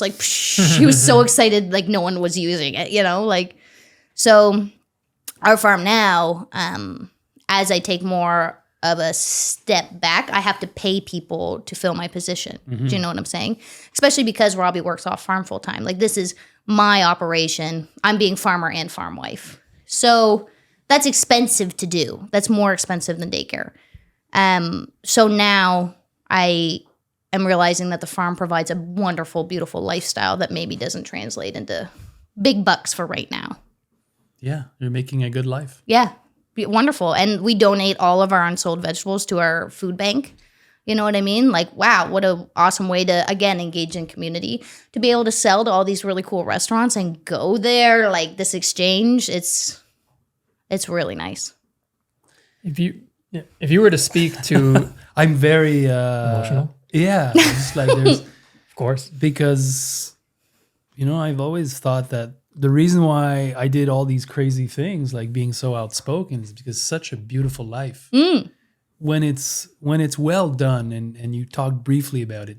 I'm a full-time manager. You're probably very structured in how you organize other people's life and your work. But man, it's a beautiful life to live on a farm. Totally. And like I said, to raise children outside, to raise children, like Rudy knows more about local food than most 18-year-olds. You know, he can identify plants already. He's a year and a half. It's crazy. It's crazy. And it's been the whole point of designing our farm, waiting to have children, planning a November baby, you know what I mean, has been for this very moment of raising beautiful children on our farm. And I'm so grateful that we got to do it, because a lot of people maybe build the farm and the baby doesn't come. Like, we actually designed our farm with a hole in the middle of the garden to put a future play structure or something. Do you know what I mean? Like future what? Play structure. Like a play structure. Yeah. Okay, great. And we have all these, we need a better word. We call them baby jails, but we have all these baby jails built around the farm. Like, That's funny. My pack room has this huge wooden play pen built in it. You know what I mean? So me and Rudy, like, our main job on Fridays is we bag salad, and he plays with his tractors in there. Mine was a rope and a stick. I remember you saying that. It's like boop, boop, begging the stick. The rope is there. Because they're fast. Oh yeah, They're fast. You need to attach them for sure. Totally. Oh yeah. You leave toys everywhere, but there's a rope connecting the project to the end point. Every single greenhouse has a dump truck or a tractor in it. Yeah. Now. A toy one. Yeah. And some real ones too, lying around it. If you were to speak to either an expecting couple or someone thinking about this, the early years of a farm, let's say, how would you describe your experience so far to them? I think I have to say there's no real right way to do it. This is just the way we did it. Do you know what I mean? But we were very intentional. Like I said, I've been wanting to have a baby for 100 years, but I didn't want the chaos of I can't imagine now. Like, the people who do start farms with kids in tow, like, because my productivity has really went in the shitter since having this kid. Because you were already started and you reached a certain point by the time, whereas which was intentional. To start, like, if you did 5 years ago with the kid, it'd be a completely different experience. Completely. And two, I didn't want to be stressed in my pregnancy. I didn't want, I didn't want to be stressed when I have a new baby attached to my body. Like, I wanted my baseline to be pretty relaxed, because I have some spiritual beliefs there. Safety too, right? I mean, a startup farm and in kind of the craze of it all, it's not exactly the safest environment per se. Totally. But people do it and they rock out and, baby on the back, like, whatever. Yeah, but there's something to say about giving good advice. I think that's good advice. It's like, if you're new to hiking, you don't need to go on the long trail for 2 months. Yeah. You can start by going for one night and then just figure things out. Get your backpack with the good stuff in it, and then that's going to help you. You don't need to. And I really love, this too speaks to the wonderful people I work with. Like, if we had crappy staff, we have the most wonderful staff. And my mom, like, I can only do so much because my mom's right there with me. But picture a harvest day, I am the farm owner. Like, I hustle pretty fast. And last year when my baby was sick on a Friday, I brought him in the house and I nursed him all day. And the harvest still got done. Nobody worked late. Just tickety boom. That's a beautiful, wonderful thing. We have really great people. So I guess part of my advice is, even though we were really intentional in planning children, and I've always wanted to be a mother, and farming almost made me not want to have kids, because I was like, this is a lot and I can't imagine more. And the winter before, me and Robbie were like, well, now or never. Like, let's go, girls. I was like, shit. Like, the thought of adding anything else to my life really... Oh, having a farm is like having a twin. Yeah, a farm is no, seriously. Too. So it's like you're adding more kids to the project. It was scary. Like, I was fucking terrified. And my whole pregnancy, I went through this whole unfolding of, like, my beliefs. And it was extremely transformational. But what I didn't realize is after he was born, like... farming prepared me for motherhood. The best fucking initiation I ever could. Yeah. I've woken up. I've filled a wood stove every 4 hours, going outside in the winter to lift this heavy log. We didn't have a building over it. We had a crappy tarp with snow. You know what I mean? Like, I've had to miss the party because Orisha called me and I had to go home. Like, so to wake up to this beautiful little sweet baby we made, that's part of the love of my life. Like, I've gotten up in the night for way shittier things. Like, Yeah. I really underestimated how much the responsibility, hustle, physical demand of farming, like, it prepared me very, very well starting a farm. And a lot of people, too, they have their world rocked because they have no responsibility. Like, they're 30 years old. They have, I don't know, they go to to the punk Thailand, show. and they go to Thailand for 2 months, 3 months. Totally chill, whatever. And then they have a baby and it just blows their life up, rocks their world. Yeah. Like, if you have chickens to feed, whether you're sick, hungover, or whatever, like, you're going to be fine having a little That's baby. a really good point. But 2, I also think the less you resist expansion, physically and metaphorically, the easier the transition is. The more you can stretch instead of tear. Let's pause here. Dissect it. Let's pause here. What did I just hear? The more you don't resist the expansion, Okay. the kind of like the more You don't resist. yeah. The more you don't surrender to. I think pregnancy prepares you for birth, prepares you for motherhood, and literally, physically, and metaphorically, the more you expand, the more you stretch, the bigger your life can become. Mm-hmm. And somebody told me when I was pregnant that I don't need to worry about how I'm going to figure it all out after the baby comes because I'm going to be a different person after I give birth. And she was right. You have a different set of tools. I'm a completely different person. Nice. That's kind of like starting the farm. Like my ability to take on stress, not take it on, but like to deal with it. The pond goes dry. Now I know what to do when the pond goes dry. Do you know what I mean? Like the power goes out. Well, now we have a generator. Like, no, what you've learned is how to troubleshoot everything. It's like problem. It's a problem. Come It's at like, me. Yeah. We'll figure it out. This problem, that problem, that problem. They're just problems. And there can be really tough times. And now in year 4, May is a really hard time on our farm. May. May. Because you're planting the whole garden. Yeah, and like the, covering, uncovering, getting our bodies back into it. Do you know what I mean? The wind. The wind. Well, Having and this May, especially cold and rainy. cold, rainy. Just getting staff back feels like after being so chill and cozy in the winter, like, oh my God, like we gotta get some shit done. But now I've done this 4 times. May's but guess what? December's gonna come back. Mm-hmm. I love February. That's my sweet spot of having enough work to do, but also be like, let's go skiing. There's snow outside. You can feel the wood stove. Yeah. Me too. I love February. February's a good month on the farm. So in having a baby, it's very similar to farming in that way. There's seasons, this is our first night away, so that's a pretty big milestone. Yeah, and your baby's how old now? A year and a half. But too, I respected, some like I feel like I've come at it from a very biological point of view, similar to how we look at farming, and you know what I mean? He has biological needs. We have needed physical closeness. Do you know what I mean? We've respected the mother-baby dyad rules, and then now I left and he didn't even cry. He's just hanging with Nanny, loving life. Wonderful. Yeah. Let's bounce back a bit into the technical aspect of the farm and talk about profitability and your early tomatoes, which I feel like you would probably say is sort of your specialty. Yeah. Right? Yeah. Could you tell us a bit about kind of how your profitability is at this point, if you're really happy with it, where it's at? Share as much as you wish. And also, if you could just tell us a bit about your tomato strategy, what kind of goes into that and how much of a difference does that make?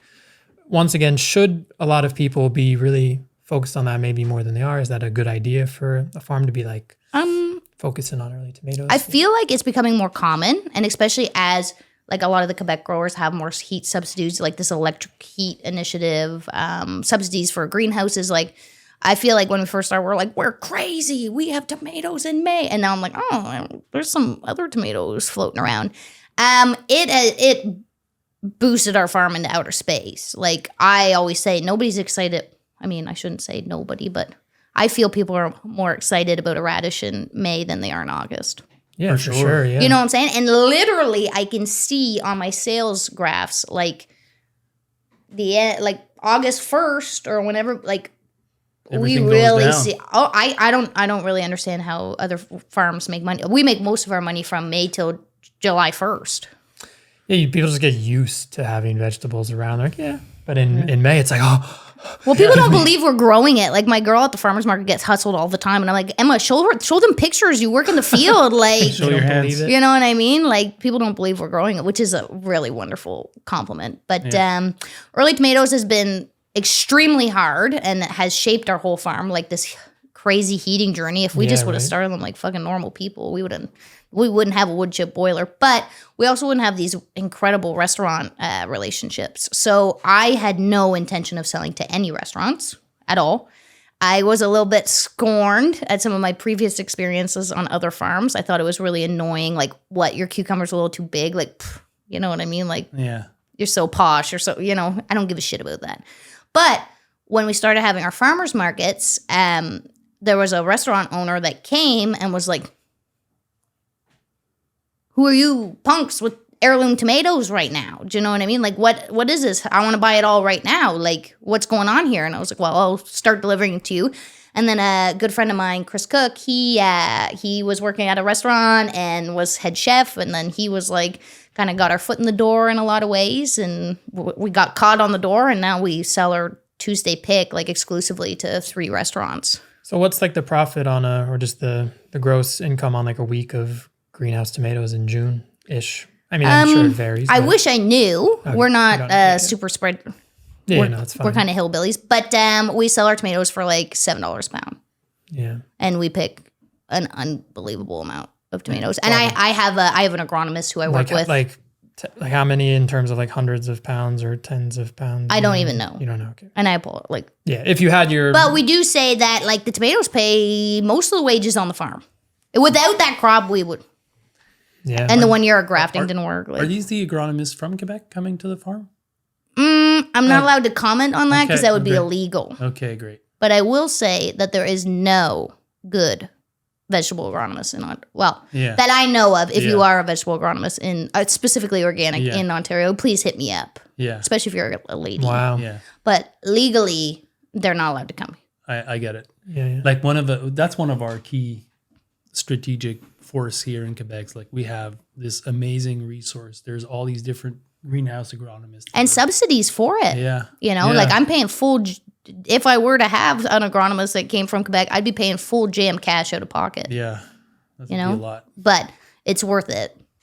Yeah. We just did a video, Chris and I, 15 most lucrative crops to grow in the market garden, and we went from 15 to 1, and the idea was like, this is like at the end of the year when I look at sales at FQT farm and at my home farm for the last 10 years, it's always the same crops. We sell the most of, number 1 is obviously greenhouse tomatoes. Because from May till July until everyone has them, like we make so much money. Oh my God, unbelievable. It's incredible. And even with our farm stand, like I'm always like, wow, we're going to blast into outer space. Then the 1st of August comes and things start to slow down. Yeah. I'm like, oh yeah, everybody's gardens are ready. And like that makes sense. I've even tried once at FQT farm. That was part of my trial 1 year, was to take all the tomatoes out of the fruits, to take them out of the plant so that we wouldn't have production in that time of year.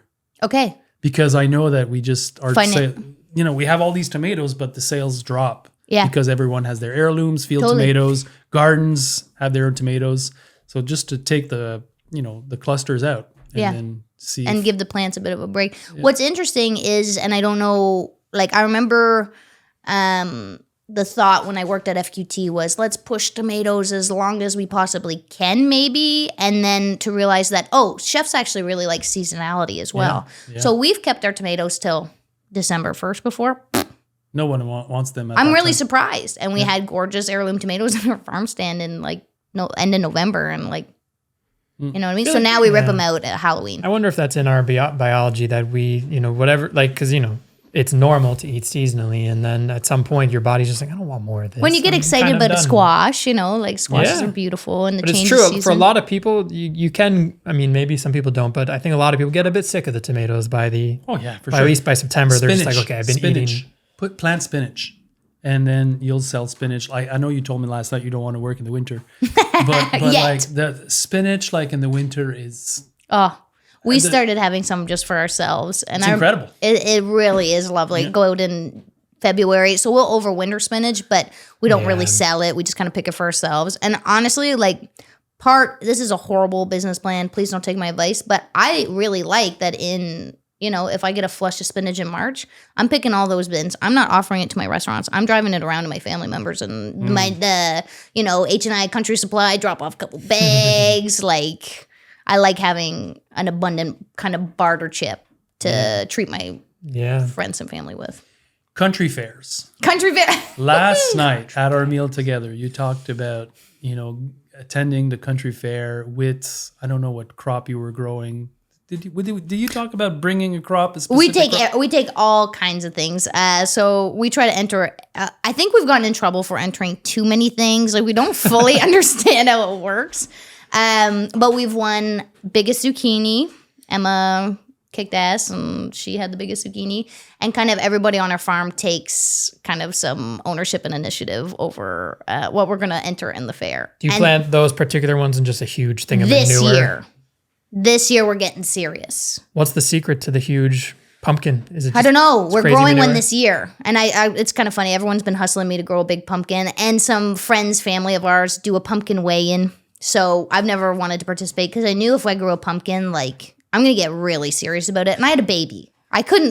I needed to focus on him, not my giant with the pumpkin baby, though. project. You could take a monthly picture of the baby next to the pumpkin so to show cute. its size and Totally. The. So this year we're getting serious. So like our first session of beets, like we're gonna keep a beet with a flag. You know what I'm saying? And we're keeping that fucker all the way till the county fair, August 16th. Like, we're gonna win big. Like, I want to blow people out of the water with what we have. Just for shit. You're gonna scan the bed and find the biggest beet and mark it. So I was telling JM, like, it really wasn't until our neighbor Jimmy Duncan he was always hopped up about the fair. He's a wonderful community member, really involved with stuff, and he wanted us to put stuff in the fair, and I was like, sounds kind of lame, but there's not young people putting any exhibits in the fair. It's been absolutely wonderful, and one thing we do too is it's great advertising for the farm. The main reason why I got involved is because I wanted all the blue ribbons in my farm stand. But they don't give out ribbons. They don't anymore? No, it's a piece of paper with a sticker. Well, you should go to the committee and say we want ribbons again. Well, the thing is, I know, I would love to sponsor the ribbons, but then it'll look like Yeah, you're cheating. You know what I'm saying? And I want insider trading. Wow, maybe we got to. Yeah, I know. Seriously, to be a judge is really serious. Well, like agricultural fairs, that's another one of these kind of old school cultural things. Man. Cultural, and once upon a time that truly meant something. Now I think there's more of a novelty feeling for a lot of people, which is why you're probably not getting the young people entering enough. Totally. But it's going to make a comeback. I hope so. It's going to make a comeback. And I hope we're at the heart of it for our hometown. Like, what a blast. And two, think about it. Okay, I don't know. Think about it in the Think about it in the 40s. You know what I mean? You don't have TV. You're just bored at home on your farm. Yeah. And then all of a sudden the fair comes to town. Oh, it's incredible. Wow, cotton candy, the lights, the rides. You've been growing your pumpkin for, it's a fun way to participate in the community. So we'll actually do, which I'm pretty pumped on. It was great. I think it was Mom's idea.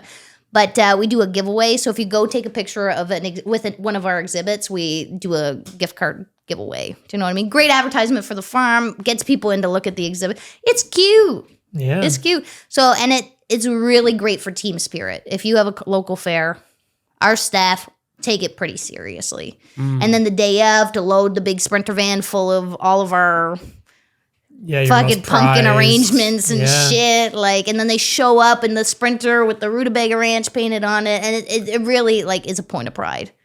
And then we just blow the house off all these old ladies that have been winning for the past 40 years, which is the best part. I like that spirit, that competitive spirit. Totally. Like, oh, yeah. They didn't see these young punk rutabagas coming. You know what I mean? Using that word punk, like what I'm hearing and something I think about all the time, you could argue that the agricultural fair is just yet another casualty of these things. Of the phone. Yeah. Of the screen. Like, this is where everyone's entertainment, everything they receive in life is coming from here. And I think there's a rebellion against that happening. And that's pretty punk rock. It's, you know what the system is? The system is in your pocket. And if you want to fight it, hell yeah, go to the agricultural grow fair. a goddamn 900-pound pumpkin. I so much agree with what you just said. The system is in your phone. So Well, fuck yeah, I the feel like I phone. just made a cool, nice quote. No, there. no, The Yeah, you system did. is in your pocket. It's so true, man. It's terrible. But one thing I will point out too about just like, I think what's kind of fun about the contrast punk rock and farming, like I feel like me and Robbie get away with a lot more, like what we can do in our community and kind of like, I don't know, putting a bike up on our barn or like just some of the shit we do is because everybody in our community is connected to growing. Do you know what I mean? Like, and that is such like an old timey, like deep in your heart, you know, like, I don't know. Yeah. It connects us with our neighbors in a big way. So even though we look kind of funny, we can talk. Like I can talk to your great grandmother about because you're making money. Yeah. Because if you weren't, you'd be a kook. And we hire all That's a good local point. people. Yeah. We hire all local people so far. Like I never shade on the people who hire foreign labor because there might come a day where we have to. I really hope not. We've been so blessed in having wonderful local people work on our farm. But Yeah. I can imagine Uncle Hank standing at the edge of your field with you, and you're both looking at all your crops, and he's like, "Good crop, yep. crop." It's really my Uncle Felix. And what's funny is, whenever I first decided to be, so I quit social work because I was burnt out. And I was like, fuck, what am I doing with my life? Well, if I go work on a vegetable farm, at least it's not a total loss. I never thought I'd pursue vegetable farming because I would know how to grow my own food. And that's such a wonderful skill, right? So I worked on a local market garden in St. Albert. And then I got the job at FQT, and I was like, oh my God, what am I doing with my life? What? I'm just going to move to Quebec? Like, I got a light. Anyways, it was crazy. And I ended up bumping into my Uncle Felix in town, and I was terrified to tell him. And he's like, hey, I'm going to take you out for dinner. Like, you guys are here. We're in town. Like, let's go for dinner. So we're at dinner, and I'm just thinking, like, oh my God, I'm literally leaving to Quebec tomorrow. And and Uncle Felix asked me, what's up? How's life? And I was like, well, I'm moving to Quebec tomorrow to be a market gardener. And I expected him, like, they have a huge dairy operation, like, and I expected him to just be like, what are you doing? Like, you have this beautiful Robbie Henderson, you have life here. And two, even though I'm only 30, like, in a small town, like, I'm like old spinster having a baby, everyone's been pregnant, knocked up at 21. You know what I'm saying? So to be changing my life at 25 and going, you know what I mean, seemed a little bit, I was really shaking things up. And he just laughed and he says, that's so funny. If I didn't become a dairy farmer, that's what I was going to do. That was my backup plan. Vegetable farm. Vegetable farming, because the point of entry is so much easier. Yeah. the You don't dairy. need millions of dollars of quota. Like, that's the main reason why we became vegetable farmers. But all the positive things that have ensued, becoming foodies, whatever, like, I'm so glad we're not milking cows. Do you think you'll have cows? We've had a cow, but our fences suck and it lived at the neighbors. Does Robbie want Oh, to have I'm holding Robbie down. Okay, Robbie is a helium balloon, and he wants cows, and he wants chickens, and he wants... He wants to But he works Understand. off farm full time. I'm like, who's doing all this? Like, yeah. I said, you stay home. We can have cows. We can whatever you want, But he wants to do it all. Yeah. All of it. Cows are amazing though, eh? Aren't they beautiful? Gorgeous. And I come from a long line of, dairy farmers. My family is from Switzerland, cheesemakers. Like, I feel like cows are kind of a part of my culture, Yeah. We could have a cow, but our fences are crap right now. I've also heard this said recently more than once by kind of permaculture people that, there's nothing more sustainable than the transfer of sun to grass to meat. That's the future. And that, like, if you want to, in the most resilient way, most weather resilient way, just like get calories from the sun, Totally. it's like you can't be like the grass is just like you can't beat it. And that's pretty Absolutely. interesting. If when you you're a think about it. vegan, Anyway. you need to convert to be a grass-fed farmer. That's the ecology. There's no other way around it. Like, that's real activism. That's hardcore, Totally. revolutionary stuff. My brother has a beef farm in Gaspésie, and it's the most beautiful place on earth. He's cow-calf pairs, and all on pasture. It is just the most spectacular. And to see a herd that size, like, I think he's around 400 cow-calf pairs. 400 Like, it's cows. pretty big operation. But to see that many mamas and babies out on grass, like in a 200-acre rolling pasture field, like, tell me that's bad for the environment. No, that's what that Like, land it's needs. so natural and so beautiful, and kind of like a bit of my metaphor of going forward with motherhood. Do you know what I mean? Like seeing a big beef cow with her baby. One of my birth mantras, which Robbie was hesitant to say, was, I'm just an old beef cow out in the field. You know what I mean? I totally agree. Yeah. I totally agree. Yeah. Well, we'll see what the future holds for you. Hey, well. Because the story is like having one cow. Now, might as well have 30. Absolutely. It's like, the fence is Especially a if it's fence. for me. Kind of Yeah. like with kids too, you have one, you might as well have 6. Like, you're already doing the same chores. Yeah, my thing was like having one farm, might as well have 3. Yeah. Starting It's a from slippery projects. slope, It's a man. Slippery slope.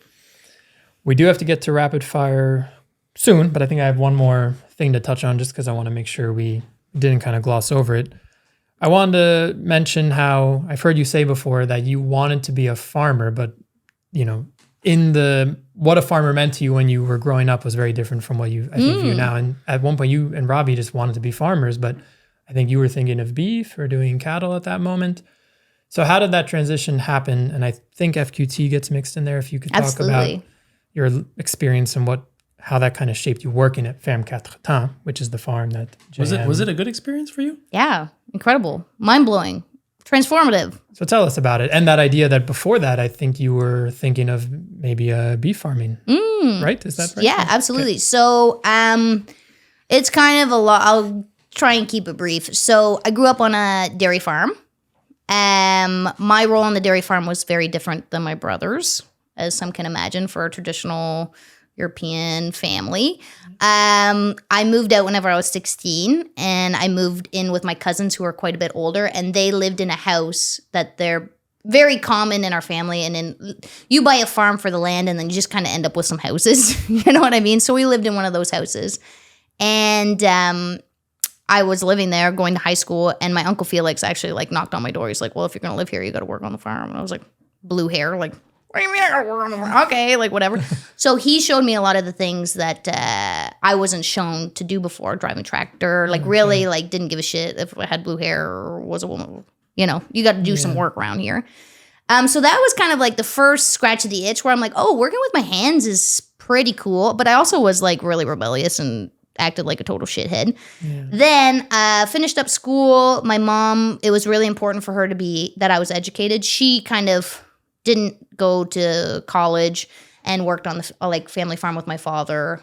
When they got divorced, she had to go back to school. So she wanted me to be educated. And I was like, oh, well, I'll go to social work.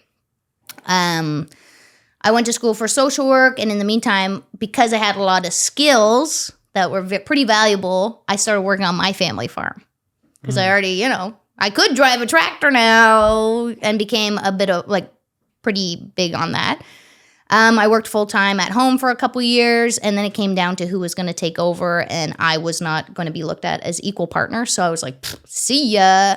Went to work social work for a couple years with the belief that I was going to buy a farm. I was going to save up enough money to buy a beef farm, because now my point of entry into dairy is you can't do that. Well, I know people that have done it, but it's very hard to do without a couple generations. It's a lot of investment. Because of the quotas, because of the infrastructure. Amount of land you need, it's pretty... The barn complexes are huge and complicated and expensive. And I also didn't know, growing up in Ontario, I didn't know any other farmers other than dairy farmers. And when you look around, beef farmers maybe didn't have as...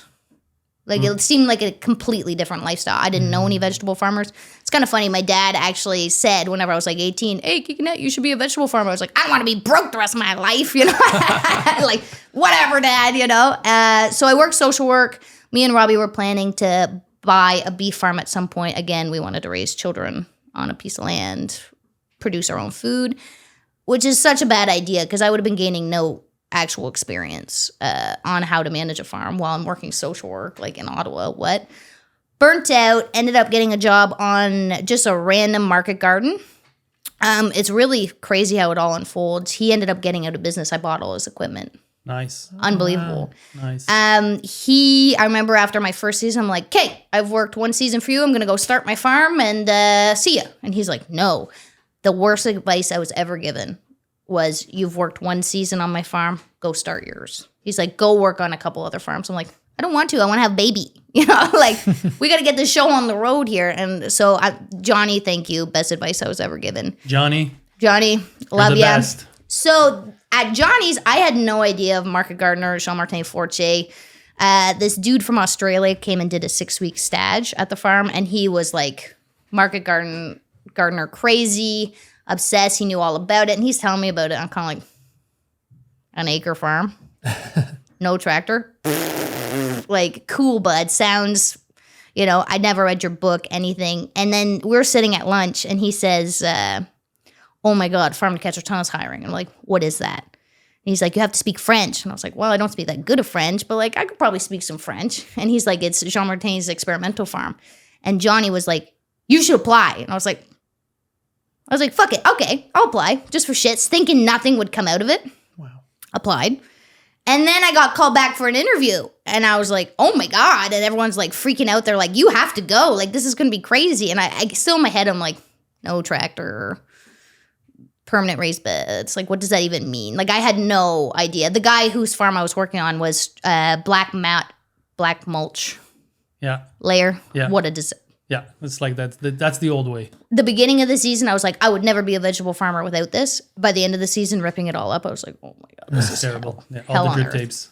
6 acres, ripping that up, me and this guy, like hell. So I got accepted for the interview, and I was like, oh my God, well, I better learn something about this guy. And I started researching, and I was like, then I got starstruck and terrified. I was like, imposter syndrome. Like, I know, like, this is actually like some pretty big deal shit. Like, and I didn't know about it. Now I know about it. I was terrified to come for the interview. Terrified. And I ended up coming. The 3 days on the farm changed my whole worldview of what's possible, seeing how gorgeous the gardens were. I had never been on a vegetable farm where you could see the vegetables. Yeah. It's and crazy. Showing up at FQT, seeing all the vegetables, it was stunning. Gorgeous. The quality of what was coming out. The team, the geekaton pants, I was like seeing the rock bags and everything in motion. It all just made a lot of sense. It made more sense to not have a tractor. And I was like, wow, great experience. Even if I didn't expect to get the job.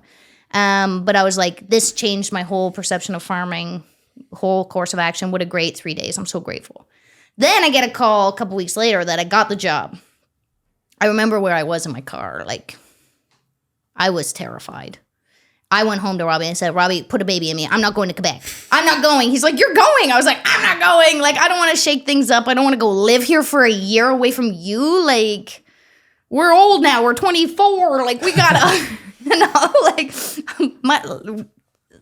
anyways. So I ended up getting the job, coming. Wow. The people I've met, the experience, like, I don't think there's anywhere else you can really get that much. I can't believe how much ownership everybody could take of their position, like, to get some real management position on a farm without, Johnny, who's, struggling along, is not going to let me manage his greenhouse. Like, I didn't end up getting to year 2, which is crazy how it all worked out. We ended up buying a farm. COVID happened. Like, it was a good move. I'm glad. Yeah. And I had to stay home and help my family farm a little bit, which did my heart well, even though, some outcomes didn't happen how they should have. But anyways, at Farm to Catch with this incredible group of people I'm still friends with. Jor Reese has wonderful agronomist experience. I can figure out things with this crew. George was an irrigation master. I'm calling George when I'm starting my farm, the connections, beautiful. Catherine saved my ass when our tomato grafts shit the bed, and just finally understanding, like, if I was working social work to then buy a farm, like, how stupid, I really got on the right channel by getting into what I wanted to do. Made connections, learned actual practical skills. Greenhouse production. Now thinking back, the fact that I only worked in a greenhouse one season and thought that I could pull all this shit off, but it's been working, So, wonderful experience. I'm at Farm to Catch, and I was supposed to be there for 2 years. We ended up finding our place in May and buying in May. So, in the meantime, while I was working at Farm to Catch, we were cleaning up. Like, I'd go home on my 1 day off a week and just, throw garbage out with Robbie. Ooh. Like, it was crazy. And it's a 2-hour drive. Yeah. But it's always a disappointment for me when I have people on the crew that I like that come to me at one point and say, I'm not staying for another season. And I'm always like, because I know the value of another season. And No, seriously. And I was supposed to be the harvest manager. So to be in charge of that kind of vegetable, like shit, it would have been fantastic experience. This being said, Jaymie, there's so many that didn't come for the second year that ended up doing an amazing project, and you being one of them. Thank you so much. So baptism by fire. Let's go. Life just operates the way it needs to. And two, with COVID, like with having a full life at home, if I would have been locked up at the farm, not being able to come home, like it would have been not great. And then two, there were some others. Like I said, I had to come home to help my brother family farm. That did my heart well. The chips landed as they should have, but I would have loved to be the harvest manager of farm. I picture it all the time, and I used to laugh with the gang. And I said, when I'm harvest manager, I'm going to show up, okay? No makeup on, but bright red lipstick day of. That's how you'll know shit's about to get real. Yeah, I like that attitude because I'm not running the farm anymore. Like I'm not the head honcho, but I was there just last Friday for the harvest, and I'm thinking, they need to understand that you need to push. You need to push from start to end. Push. Which is kind of funny because my first employees ever were a couple from Australia, and I just came from farm to Quetzalcoatl. Like the work we did there. I remember like people from France coming and being like, "This is crazy." That's a lot. Oh my God! So I have these two inexperienced people. Who I'm kind of really pushing quite, and they stop. They're like, Jaymie, like no one's ever going to stay on your farm. Like, thank God for them. If you expect this kind of like. So you had to kind of like. I had to reel her back in. Yeah. You know? I did too. Yeah. I got that was the only pitfall of the farm is it set me up for extremely unrealistic expectations of what my not super, I also imagine that FQT with such a large team, there's a big camaraderie aspect that kind of motivates that maybe you don't get as much when you're only working with two or three people. And my employees are wonderful, great people. But two, one thing I'm always kind of balancing is, and I don't know if you guys have the answer, do I hire less employees, pay everybody well, but like, we gotta work, or do I hire 100 employees like we have, we pay people not what I wish I could pay them. Mm-hmm. And we just make quality of life fucking dope. If it's 35 degrees out, you're going home at lunch with pay. You know what I'm saying? I make lunch every day. We only work 8 hours. Do you know what I mean? We care about you. It's a bit. Those are big questions, and market gardeners are caring people. They care about the environment. That's part of the reason they're farming the way they do. So I think everyone wants, where do you draw the line with like, and then how much pushing is too much pushing? Robbie says as well, like if my staff like where they work and want to come back, then I don't have to train them next year. What's that worth? Yeah, that's to have a second, third year. Mom's in her 5th year of market gardening. Like how incredible is that? And this year, my other head gal, this is her 2nd season. Emma girl, she said she was never coming back. 3rd year. Do you know what I mean? She was 19, grew the biggest zucchini and was out. But now she's here to stay. So Yeah. I don't know the answer. Exactly. But quality of life is. There's no answer. It's a journey. Yeah. It's like you'll try something, then you'll change, adapt. And to put all my eggs in one basket, one person, that also seems a bit risky as well. Yeah. I care a lot about, because to us, like, yes, it's about profitability. Yes, it's about growing beautiful stuff. Yes, it's about great sales, but it's also my life. Like, my mom's got to like who she's working with. She loves Kristen. Kristen kicks ass, that's important. Yeah. So do I want to work with an arsehole who can do 500 bunches a minute? Yeah. Or, like, not that, but What's really important, Jaymie, in that process is that somehow they admire you for who you are, what you do on the farm. And at one point, if you need to have a sit down with them, they'll listen because they're like, I respect her. So if she's telling me that I need to hustle a little bit more, or you'll be disappointed, which is the worst, then they'll. That makes a lot of sense. Yeah. That makes a lot of sense. It's setting expectations and just, the worst that can happen is that you're disappointing in something and someone, and then they'll be like, oh. And having a child on the farm, like everybody on the farm loves our sweet baby. Like we're so blessed. And Kristen doesn't have a kid on her own, but she's got eyes in the back of her head just like me. And I see her flinch when something, that chair's teetering a little bit. And like, what is that worth? What is family, connection, community? Yeah, village. Rapid Rapid fire. let's go, girls. What's a book you've read multiple times, or if not, just one that you think about a lot recently?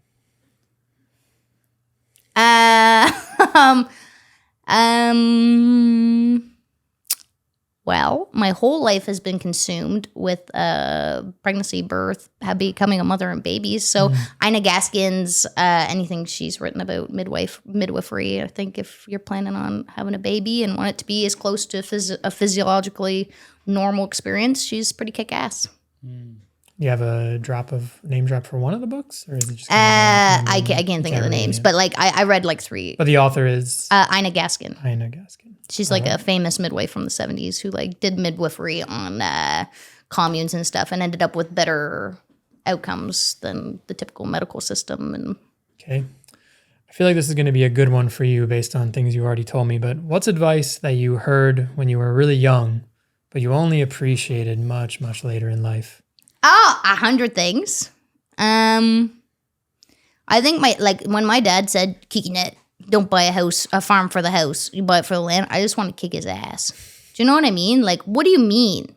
And now I look at our farm and a lot of people are jealous about what we paid, but the work that we put in, nobody wanted to do that work. And it is much easier. Maybe in small scale market gardening, like we were talking about, you can add a lot of amendments and change your soil and whatever, but like, we got no rocks.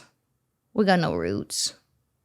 We have an organic matter of 8 starting right off the hop. We might have a shitty fucking house. You have good loam too, eh? It's gorgeous. My agronomist came and was like, so we'll probably build a new house in the next 20 years, but we have gorgeous soil.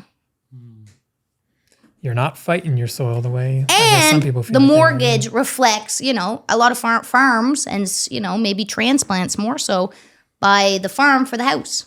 Yeah. You're not even going to be in there that much, guys. Like, you're not, especially if you're starting a farm. You're outside. Yeah, you're outside. So, and houses you can change.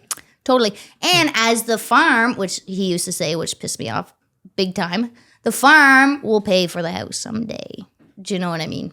And he was very, very right. And our location, everything. Like, I'm very glad we're not farming with it's so much more fun to farm without a big fat mortgage. And I could not be present with my child, pay for the extra labor if we had a big fat mortgage.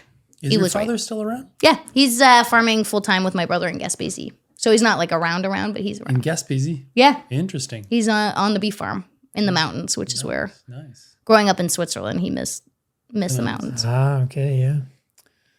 What's advice that you give often to people?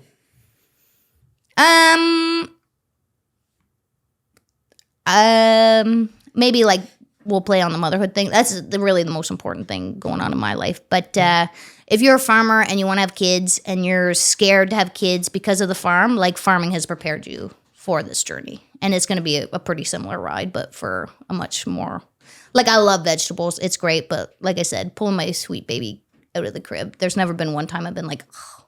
Yeah. And I almost was thinking we were going to be child-free because I was terrified to add extra stress to my life. But it's actually created a lot of space in my life. Good advice. What are people not talking about enough? I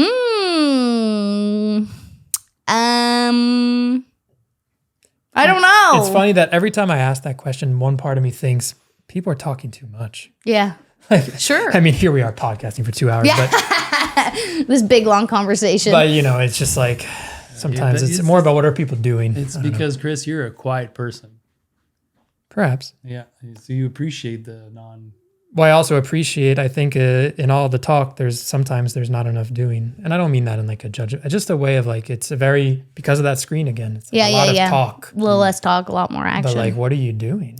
What are people not talking about enough? How good eating organic, good food's gonna make you feel, man. How about that? Because that's been, like JM said, it's kind of really funny. I feel like the opposite of the transplants. Transplants love food and fancy restaurants and beautiful bok choys, and they want to live on the land, and they're, Me and Robbie didn't give a shit. I was smoking cigarettes full time whenever I started the farm. Like we didn't buy organic. Now it's like, wow, we're pretty exclusively eating organic. Like I buy radically changed you. Wow. And eating in fancy restaurants is farm to table restaurants and seeing food as seasonal. I don't eat tomatoes in the winter, and the excitement, the joy, that was also part of the culture. And with the fairs and everything, like being so excited for asparagus and eating as much as you can of it. And then eating as many tomatoes as you possibly can. That was a part of our culture and our sharing as people. But if you eat really good food, you're going to feel great. So stop by our farm stand, folks. What's a nature experience in your life that really sticks out to you in memory? Giving birth, yo. Wow. That's crazy. I can't believe all women have done that. Like, that's crazy. I can't believe it's been as normal as popping out a kid, in your farmhouse or outside. Like, wow. Powerful experience. Changed my whole life. Positive experience. Yeah. If you work for it, it can be a really positive experience. What's a really great, difficult decision you've made in your life that at the time was really hard, but it actually turned out for the better in the end, what you did? Quitting social work.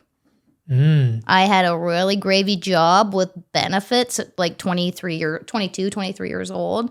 A lot of social workers have to work overnights in group homes, and I had a 9-to-5 stable position. Was it like an income you were pretty satisfied with at that time? It was good money for being just out of college. Like comparatively, like I don't know what good money is anymore, but I have a beautiful life and I'm rich in a lot of ways. But I was terrified. I thought I was really fucking my life up, and it's brought me here to the old mill. Like wow, unbelievable. Literally, I remember sitting, me and Robbie actually went to Wakefield to look at Juniper Farm, which was a farm I was going to work on if I didn't get hired at Farm to Catch. And I remember crying in this fucking camper being like, Robbie, do you think I'm a loser for changing my mind? Like, and he's like, I don't care what you do. And then here we are. Like, seriously, that was the biggest catalyst. And what about a failure? Something that at the time, again, seemed like, oh my God, what a disaster. But afterwards, it actually turned out that was a good thing that happened. Oh, so funny. I didn't know I was pregnant at the time. Like I was freshly pregnant, but I killed all of our fucking grafted tomatoes. And I waited a long time. Wait a minute. What happened? What happened? You say you killed. What happened? So the first time I grafted tomatoes was me and Mom couldn't believe it. 98% success rate. Wow, we don't know what we're doing. We're just in my bedroom, like, wow, Mom doesn't know what she's doing. And she kind of laughed. She's like, I couldn't even see, like, okay.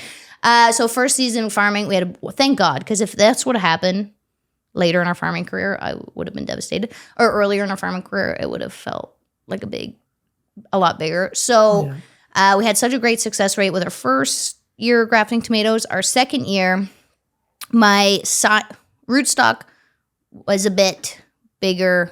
Wait, which way's my scion was a bit bigger than the rootstock. And I was like, well, we had such a great success rate. I only need 50%. Let's do it. Yeah. It was bad. Yeah. You didn't kill it. You just didn't follow through with the right procedure. Oh, and then the shame that ensued, I didn't tell anybody. Then I waited a long time. I was like, they're going to bounce back. They didn't. I sent a picture to Joris and I'm like, Joris, he's like, those are fucking dead, Jaymie. You know what I mean? And I wasn't going to tell anybody. And I was like, oh my God, I'm such a disappointment, failure. What am I going to do? Joris ended up reaching out to a good friend of ours who killed all her shit and was like, you need to call someone for help. And it was kind of funny. She called me out of the blue, but it was Joris that, connected us. And she's like, this happens to everyone on the farm. There's a lot of other farms that this happens to. It's just a part of doing the job. You need to call Catherine. And it was... she saved me. She fucking saved me. And I was so emotional because I was just pregnant and didn't know. And I was like, why am I acting so fucking crazy? And just it felt humongous. And then now, in retrospect, the worst thing that possibly could have happened to me, in my mind, happened. I know how to deal with it. I know how to move forward from it. Same year, being very pregnant, terrified to bring a baby on the farm, pond goes dry. Do you know what I'm saying? And all this shit hit the fan. But now I have contingency plans for all. Come at me. We'll figure it the fuck out. More wisdom. I love it. But yeah, tomatoes dying was that felt huge. Last question. What's something else you're really interested in, not farming, just something that maybe even might surprise people or not, just something else? What's another passion of yours? Well, Fun fact about Right now, probably motherhood is obviously like, front and seriously. center. Wow. Like I think if you give the journey from maiden to motherhood the respect that it deserves and prepare, it can be fucking send you into outer space. Like it's really transfer. And two, I don't think there's really like a lot of people get pregnant and then they just think they're gonna have a baby and it's gonna be a positive, fine experience, and they don't put a lot of thought into it. But like, you can have a really positive birth experience, pregnancy, motherhood journey if you prepare for it like something that's to be taken really seriously. So Right on. All right, Jaymie, if people want to learn more about your farm, they can visit the site rutabagaranch.com. Yes, sir. And I guess on Instagram, just add Rutabaga Ranch. Yep, Rutabaga Ranch everywhere. the Instagram is worth following. That's Thank one you. of the few Thank you. channels that I readily follow. It's amazing. Thank you for making the trip. Our pleasure. Thank you so much for having us. What a joy. All right, that's it for this week, everyone. I hope you enjoyed this episode. I sure did. I feel really inspired for some reason. This was a very inspiring talk. Don't forget to like the channel. Don't forget to subscribe, guys. This is our pay. This is what allows this to keep on going. Thank you for the sponsors for this show. We'll see you next time. I hope you guys are doing well. We're doing well. See you next time, folks.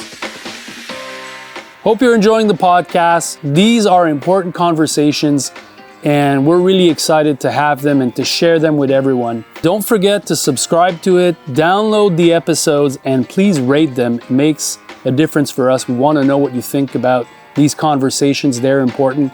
Check out the work that we do at the Market Gardener Institute. You can check out our website, themarketgardener.com. Our mission is to multiply the number of small ecological farms around the world. And we do this by offering training, online courses to new aspiring farmers, but also to seasoned growers. We're helping them take it to the next level. So you can check out the work that we do.